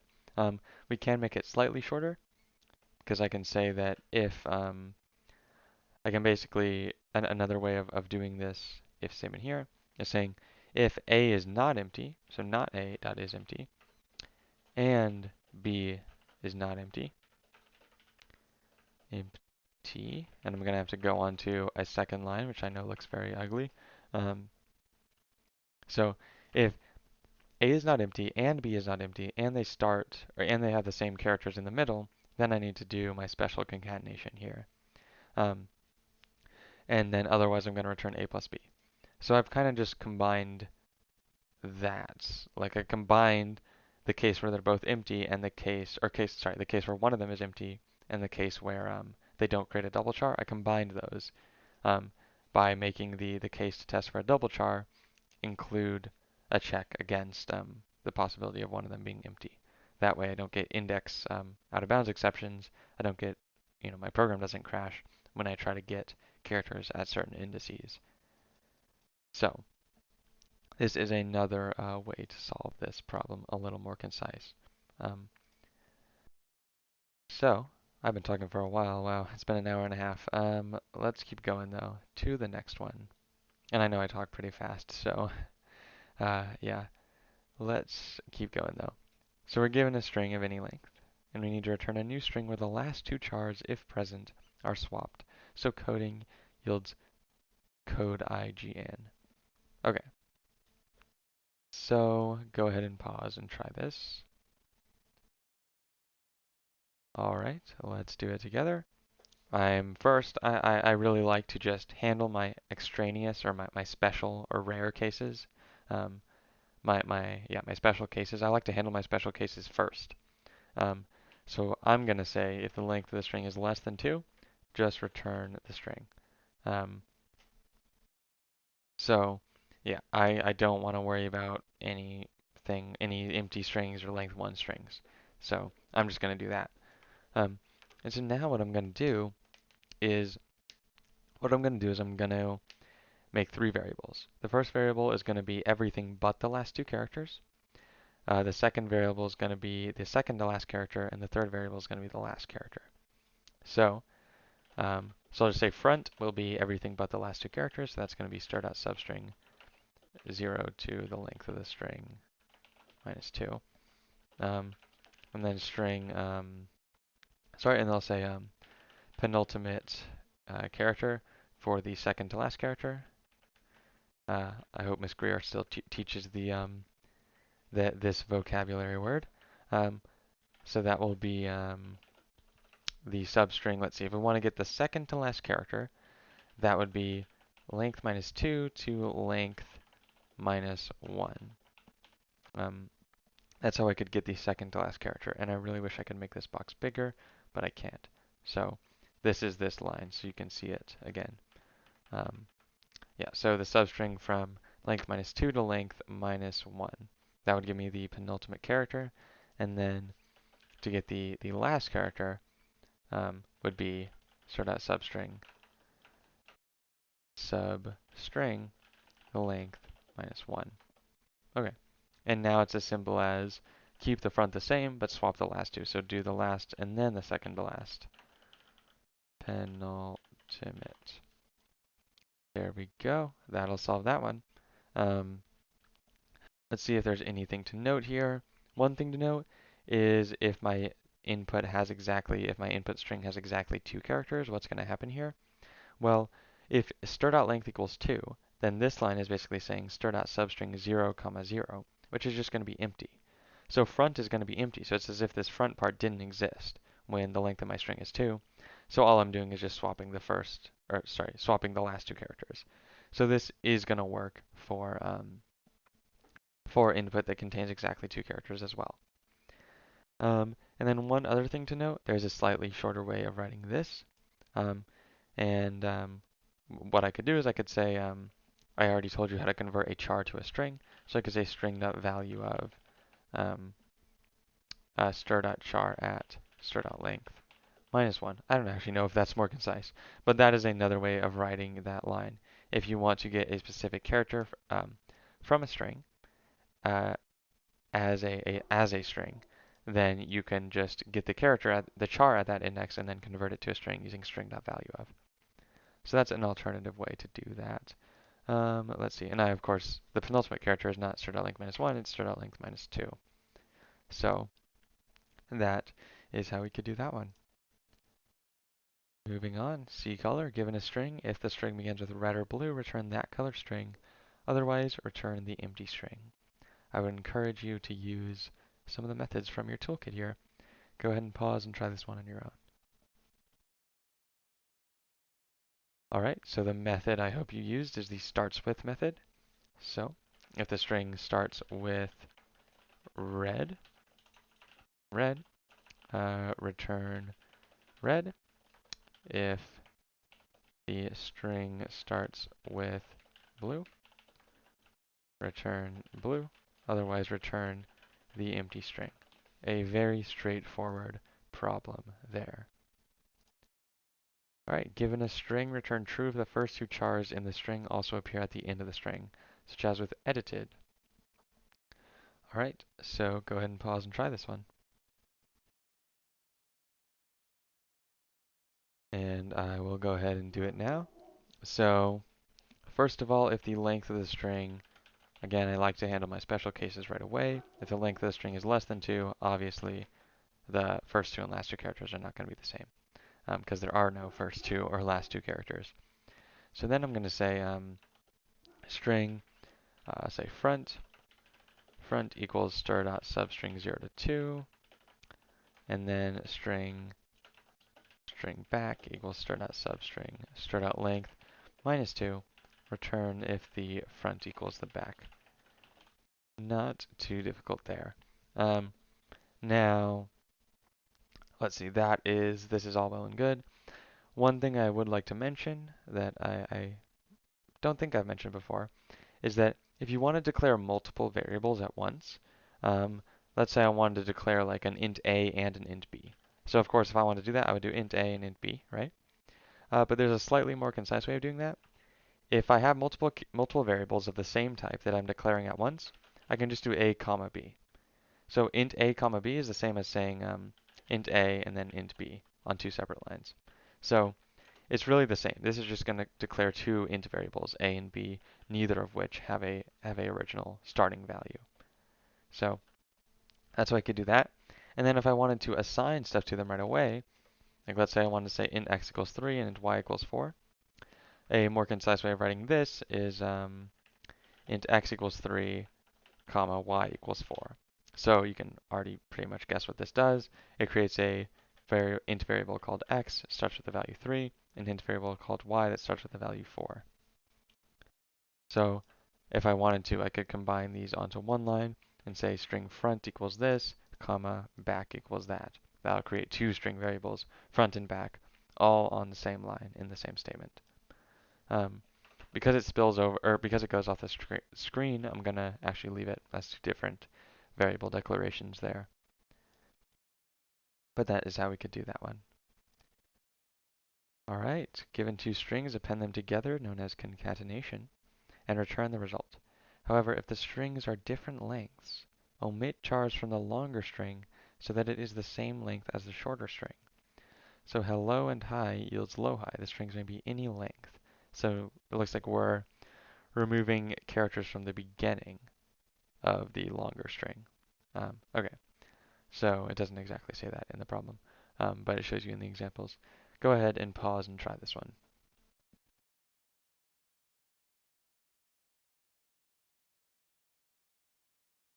Okay, so you definitely have all the tools to do this. It just might take some thinking and some logic to do this one. So let's see.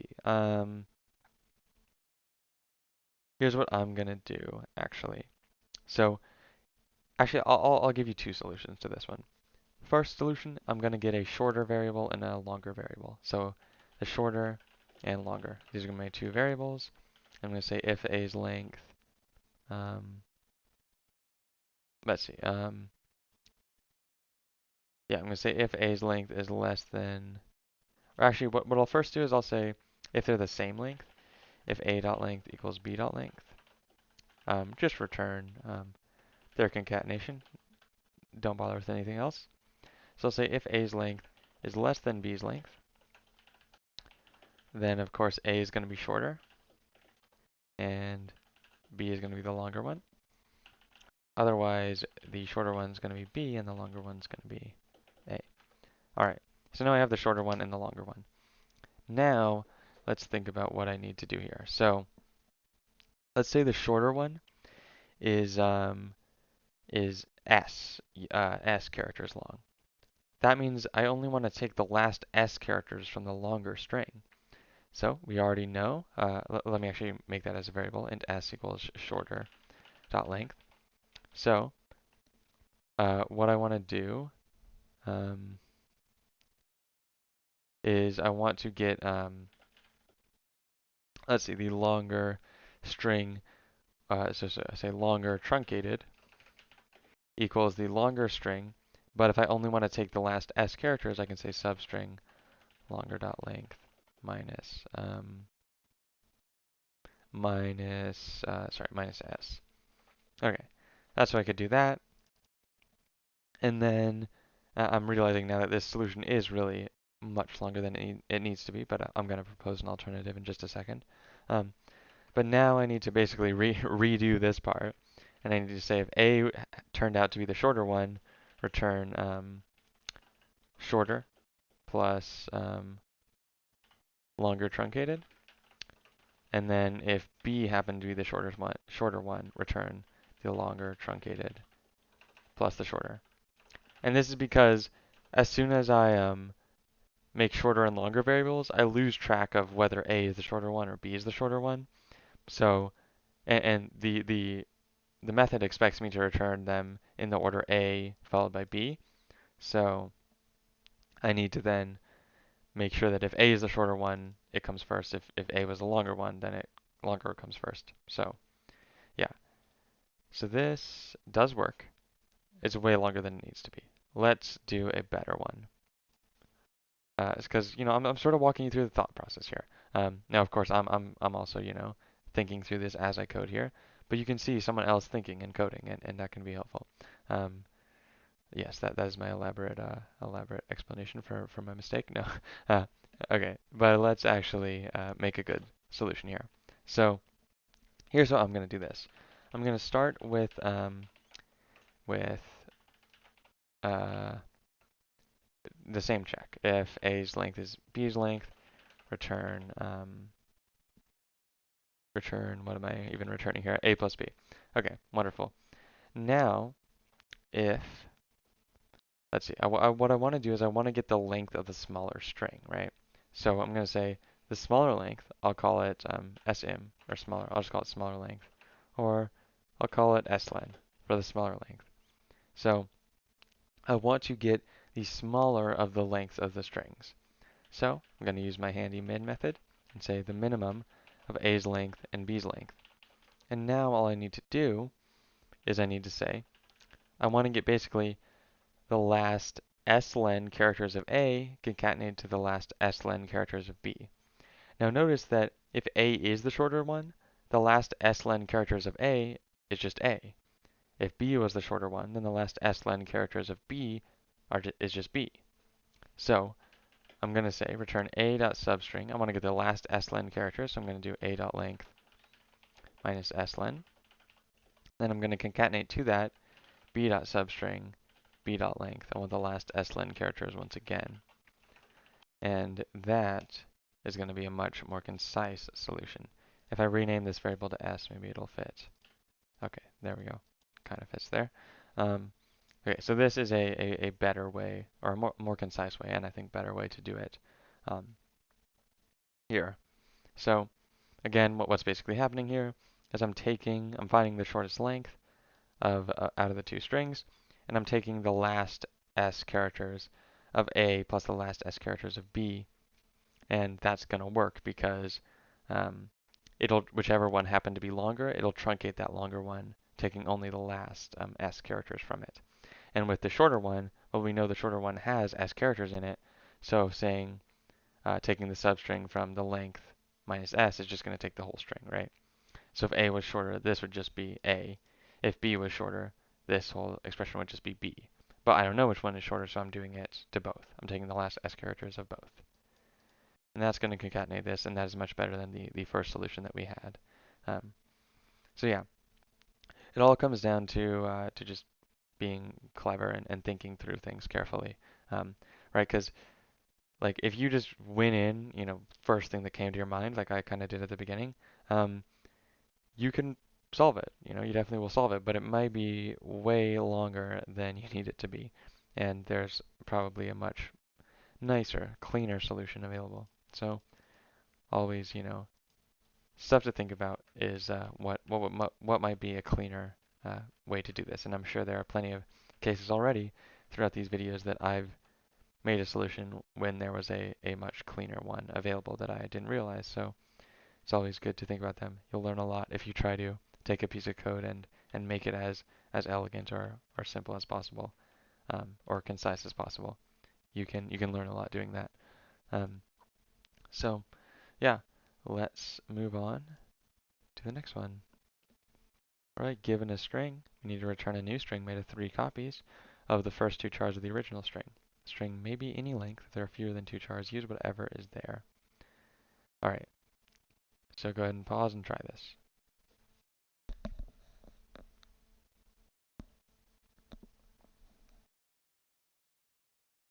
All right, moving forward here. So the first 2 characters. So I want to get the first 2 characters. So I'm going to say the first 2 here. And if the length of the string is less than 2, the first 2, or I'll just call this front instead of first 2, because it might not actually be 2 characters. So I'm going to say front. If the length of the string is less than 2, front just equals the whole string. But otherwise, front is going to equal start out substring start out length minus 2. So getting the last 2, sorry, not the last 2, the first 2 characters here. Okay. And now all I need to do is front plus front plus front, and that's going to be my solution there. So just getting, again with these if statements, just getting the front 2 characters. If there aren't even 2 characters, then the front 2 characters are just the whole string. If there are 2 or more characters, then front is just the substring from 0 to 2. And I just need to return it 3 times, so hopefully that one's not too hard to understand.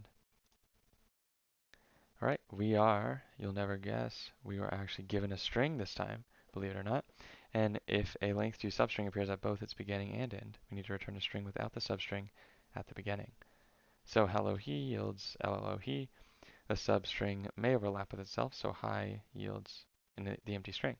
Otherwise, return the original string unchanged. Now, while I reread these instructions, please pause the video and try this on your own.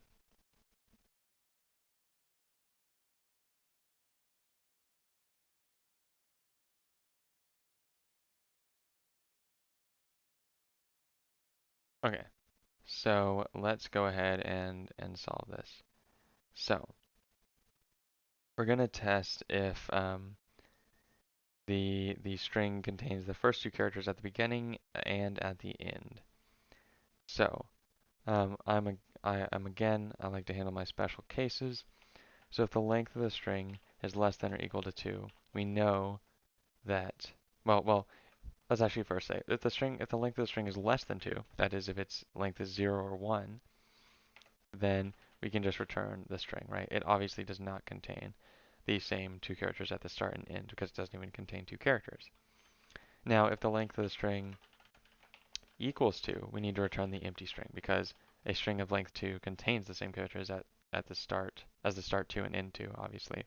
So these are going to be my special cases here. And now what I'm going to say is if the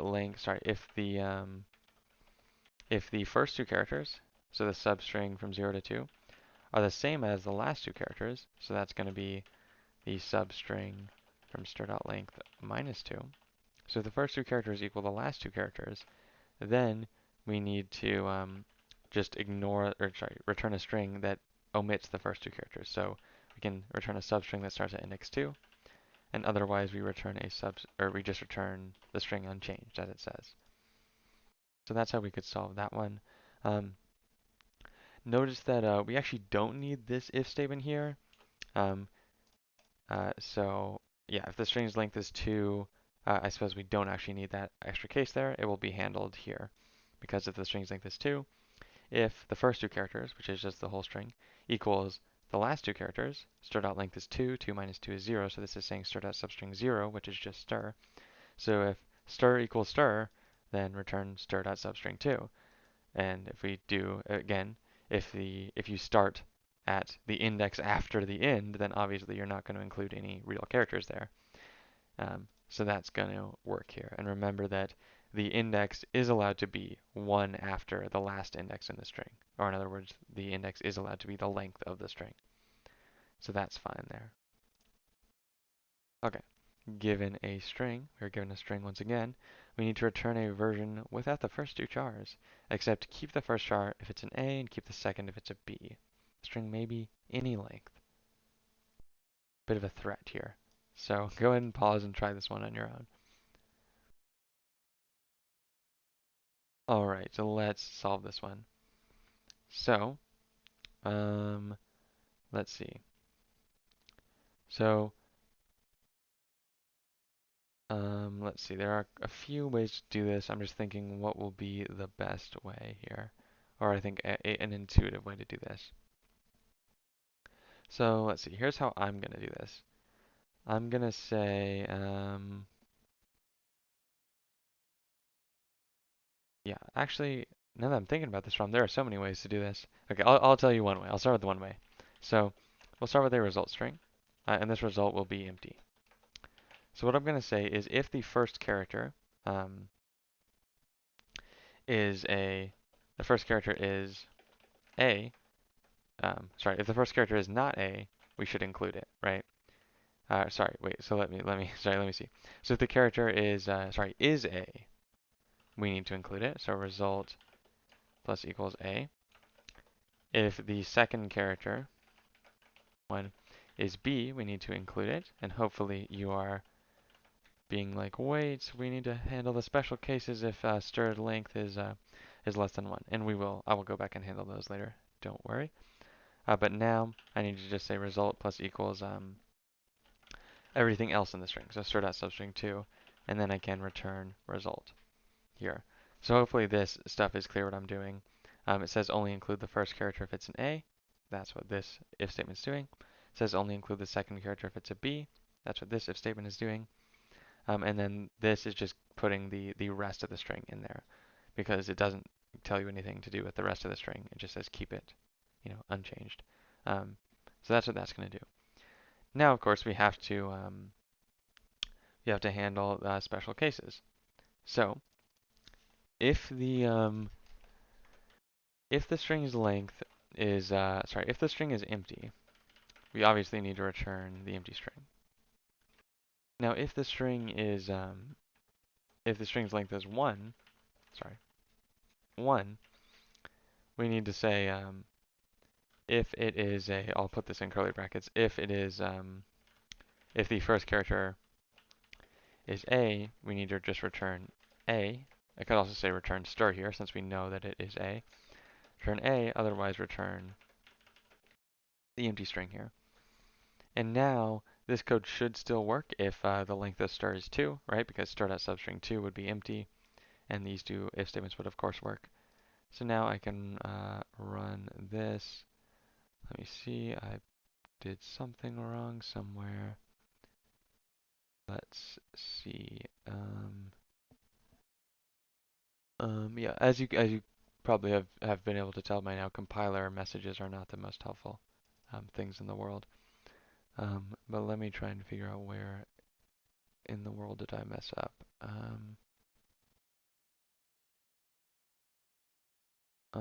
If stir is empty, return that. If stir.length equals 1, stir.char at 0, return equals A. I'm actually struggling to find where the error is.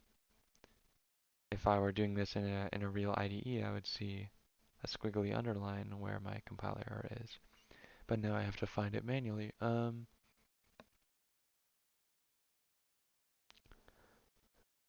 I am really struggling here. You're gonna see some live debugging in action. I really don't know. Obviously that's not, I think that's not the problem. So if, yeah, I really don't know. If stir.char at 0 equals that, stir.char at 1 equals that, well now I'm determined to find it. Now I need to find it. Because like I feel like I could just cheat and copy this code into an IDE where it would actually tell me the error, and I could find it right away. But now I'm determined, and I don't know. If stir is empty, return that. If stir.length is 1, if stir.char at 0 is A, return A, else return that. String result equals that. If stir.char at 0 is that, result plus equals A. Stir.char at 1 is that. Return. Oh, there it is. Wow. All right. And we solve it. So yeah, compiler messages not helpful. Tells you you got a compile error, but that's about all it tells you. So yeah, that actually took me a while. It's been a while since it's taken me that long to find a compile error. Um, so yeah, that's how we could solve this one, handling the special cases up here. Okay. Let's see if there are some other ways to do this. So there actually are. There are some ways to make this a little more concise, and I'll show you those ways. So in this part here, right, this is sort of, again, a little clever thing you have to do using a tool from our toolkit that I talked about earlier. So another way of saying this line here, this part here, and I'm going to put them side by side so you can compare, which means I'm going to comment this out.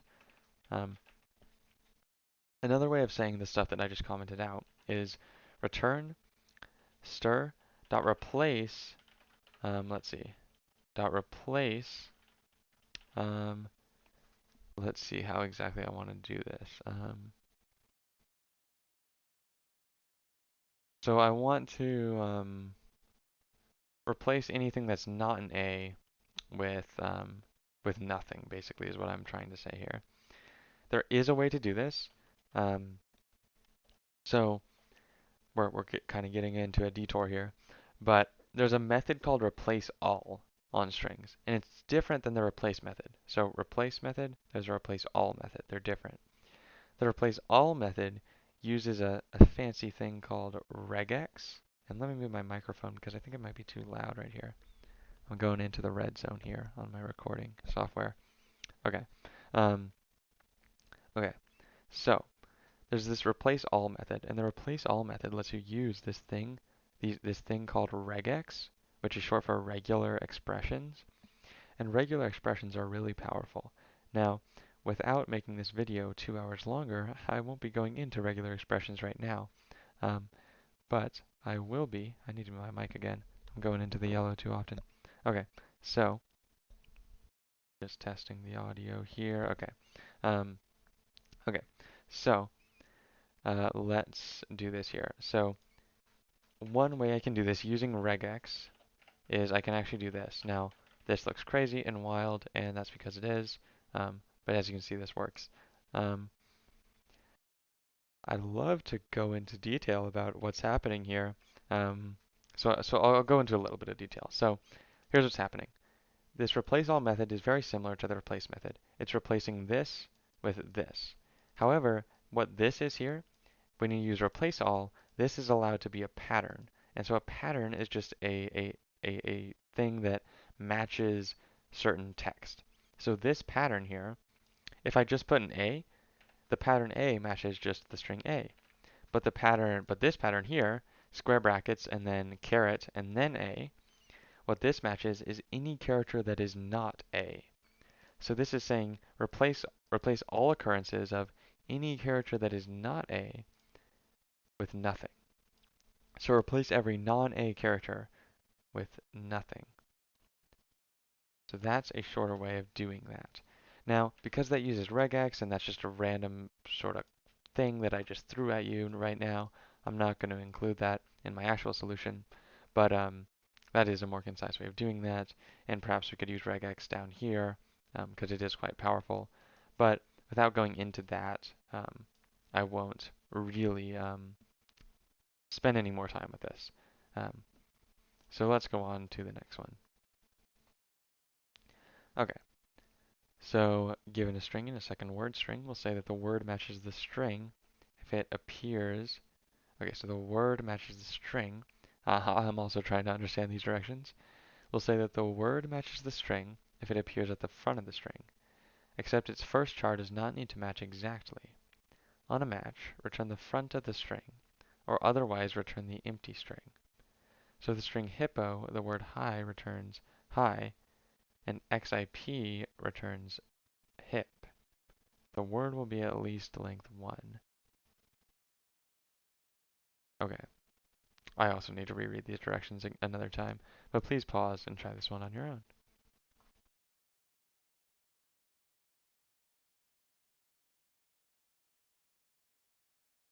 Okay, so this one is kind of tricky because I think just understanding the directions is the hardest part. But yeah, I do understand it now, and hopefully you do. Let's try and solve this. So what I need to see, so it says the first character doesn't need to match. So basically, I'm not going to really care about the first character. So what I'm going to say is, let's see, if, so if, I'm not going to worry about the special cases right now. I'll get back to those at the end. But what I'm going to do is I'm going to say if the substring starting at index 1 of my string equals the word starting from index 1, then I know that I found a match. And what I need to do is return str.substring from 0 to the length of the word. Okay, and then otherwise I just need to return the empty string. Okay, that's really my code for this problem. I just have a bunch of special cases that I need to deal with now. So one special case is that str is empty. So if str sorry, it says the word will be at least length 1, so we don't have to worry about that. But stir could still be empty, so I'm going to return the empty string if stir is empty. And now after this line here, I know that both strings are non-empty, which means I should be okay, because even if the strings are length 1, these substring calls will still be fine. So I think this should work here. It does not. Let's see here. So in this case here, if stir is empty, okay, so if stir.substring1, sorry, not dot equals, I meant to say dot starts with. There we go. Okay. So code looks deceptively simple. Let's talk about it. So first of all, if the string is empty, the input string is empty, then we obviously return the empty string. Let's not even bother with that. So now, because it guarantees me that word will be at least length 1, I know that both of my inputs are non-empty. So what I'm going to say, I want to see if I find a match. If this string here appears at the start of this string here, but the first characters don't have to match. And when it says the first characters don't have to match, that just tells me I'm going to ignore the first characters. So I do, instead of doing stir.starts with, I do stir.substring1 that starts with, because I want to ignore the first character. Likewise, I want to ignore the first character in my word because they don't need to match. So I'm also going to do .substring1 here.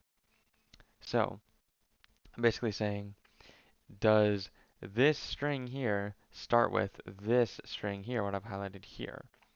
And if it does, then I return this string. I take a substring of my original stir from 0 to the length of the word. So this word was 3 letters, so I take the first 3 characters of my stir, which gives me the correct output that I want. So that's how we could do this one, and of course return the empty string if I don't find a match. So that's how we could do this one. This one, I think the directions are just kind of weird, or they're not weird. It's just that it's just a weird kind of problem with a lot of rules and caveats. But let's go ahead and try the next one. Without x, given a string, if the first or last chars are x, return the string without those x's. Otherwise, return the string unchanged. All right, go ahead and pause and try this.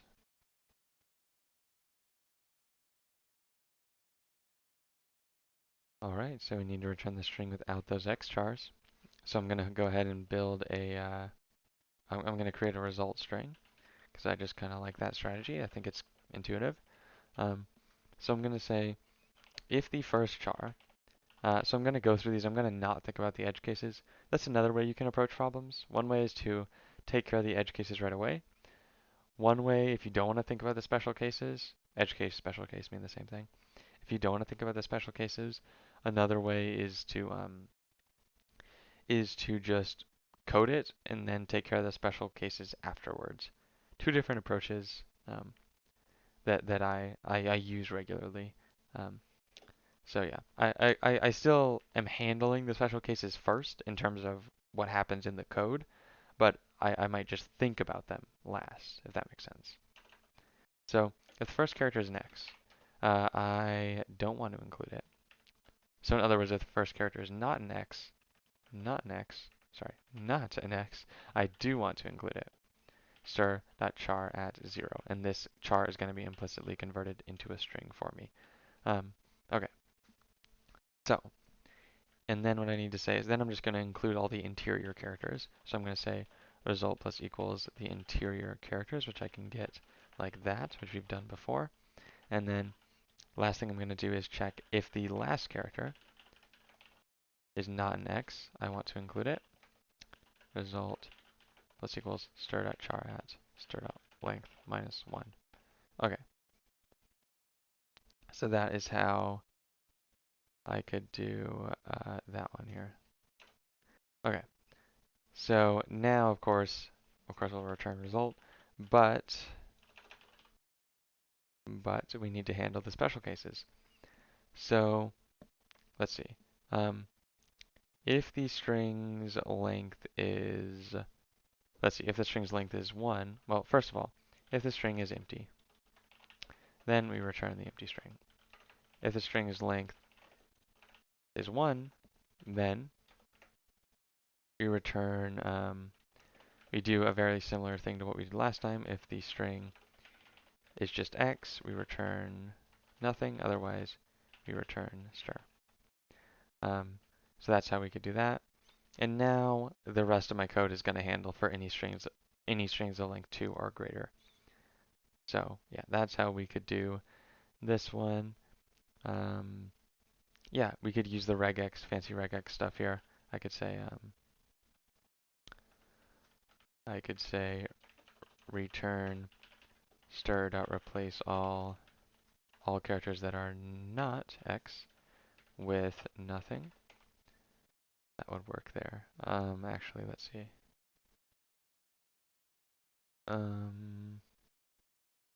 Sorry, I actually want to replace all the characters that are X with nothing. And in this case, I actually can use replace, which is a method I did talk to you about. So this I am comfortable putting in the code because it is something we talked about. Regex, don't really want to go into those. So again, go into that right now because it's a whole topic of its own. But yeah, we could use replace here to do this very concisely. So that's wonderful. Yeah, and it looks like we could actually combine these two cases, right? Because if the string is empty, replacing all the x's with nothing is just going to leave the string empty, right? So guess what? I can just say if the string's length is less than or equal to 1, then replace the x's with nothing. Okay, and then let's see. Yeah, this is going to do it here. Yeah, let's see what their solution was. So it says if the first character is an x, cut it off. So set stir equal to every string, or sorry, the rest of the string not including the first character. If the last character is an x, set it equal to everything not including the last character. That's actually a very nice solution. Yeah, so we could do that. Yeah, that's actually a very nice solution. Yeah, so again, different ways of solving things. I actually like this one better than my solution. Now, because I can't help myself, I'm going to show you a fancy regex way to do this. So one other way to do this is return stir.replace, replace all, because now I feel like I gotta one up the problem creator, you know, find an even better way to do it. Um, Although I don't know if this is better. It's more concise, but maybe not better. Um, so, or I'm gonna explain what I do later. $, with nothing. I think this will work. Yeah. Okay. So this is regex, also known as magic. No, just kidding. So what I'm actually saying here, this bar means or, and what I'm saying is replace all occurrences of the beginning of the string followed by x with nothing, or x followed by the end of the string. So the caret means, in this context, regex is complicated. I know we just saw earlier that a caret meant something else in the regex, but in this context, the caret at the beginning means the beginning of the string. A $sign means the end of the string. So if an x occurs at the beginning of the string, or an x occurs at the end of the string, replace either of those situations with nothing. So now I feel like I've successfully one-upped the problem creator there. But again, I don't really want to put regex here. I want to give it a nice solution that you know could have come up with, given all the things we've talked about. So I'll leave it as this solution. All right. Point is, in conclusion, with all the random stuff I've been telling you, point is there's a lot to programming, and there's so many ways to do so many things. So knowing your tools, knowing what you have available to you, can make you a much better coder. I feel like just a generic, like, grandfather giving arbitrary advice. But let's do the next problem. Given a string, if one or both of them, or sorry, if one or both of the first two chars is x, return the string without those x chars, and otherwise return the string unchanged. This is a little harder than it looks, according to the creator. So go ahead and pause and try this one.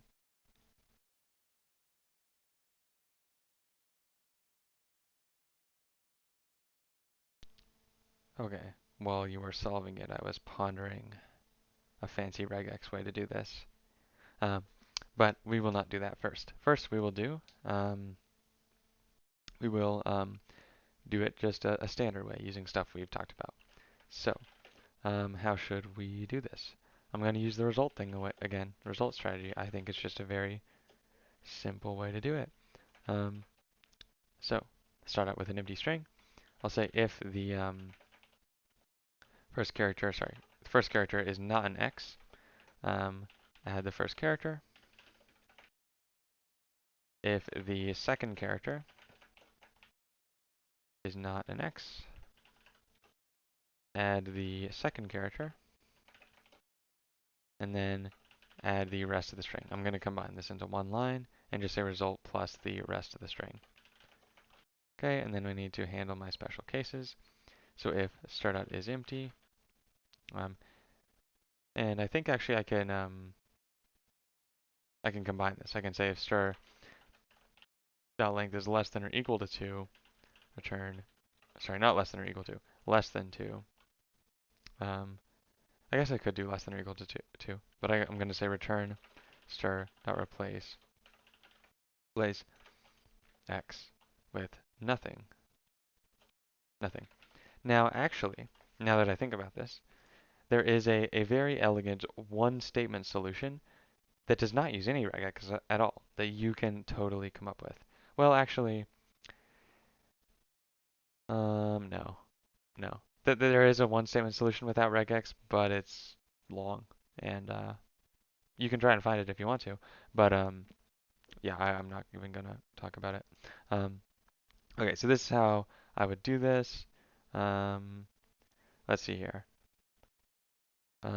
If the length is less than 2, return that. I'm just trying to think of any ways I could clean this up or make it any better. Let's see. So we could do this last part a little better, because what I could do is I could say just return. I could just take the first two characters, result.substring 0 to 2, and I just replace x with nothing. So instead of deleting x's anywhere in the string, I'm only deleting the x's from the substring from 0 to 2. I'm only deleting x's from the first two characters. And now, sorry, no need to have the result there. And now, if I can spell, can I spell? Oh, I just need to put the stir dot there. Okay, so that's another way to do it, more concise. And once again, because I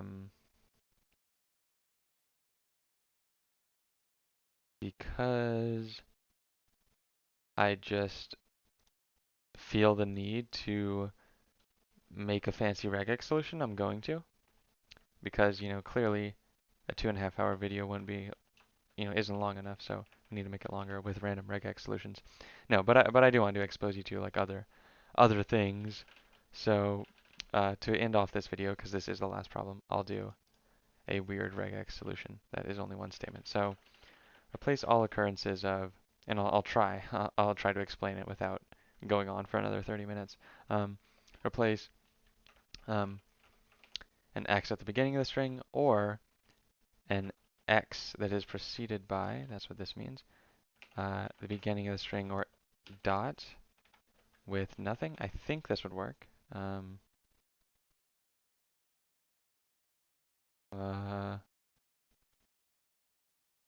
Let's see. Sorry, $sign is the end of the string. Oops. Okay, so that's another way to do it. Brief explanation of this line is that we're replacing an x at the beginning of the string with nothing. Or what this part I've highlighted here means is that an x where what comes before this x is the start of the string followed by any character. So this just means preceded by the start of the string followed by any character. And so a period means any character. So if there is any character, any single character before this x, then I replace it with nothing. And the way I ensure that there's only a single character is I say the start of the string is right before that character, before this x. So That's a fancy regex way of doing it, and now it will disappear. All right, another solid 2.5-hour video. Yeah, that is the String-1 section. Hope you learned something here, and hope you feel a lot better with strings now that we've done all those problems. I will not keep you any longer. I will see you next time for Array 1.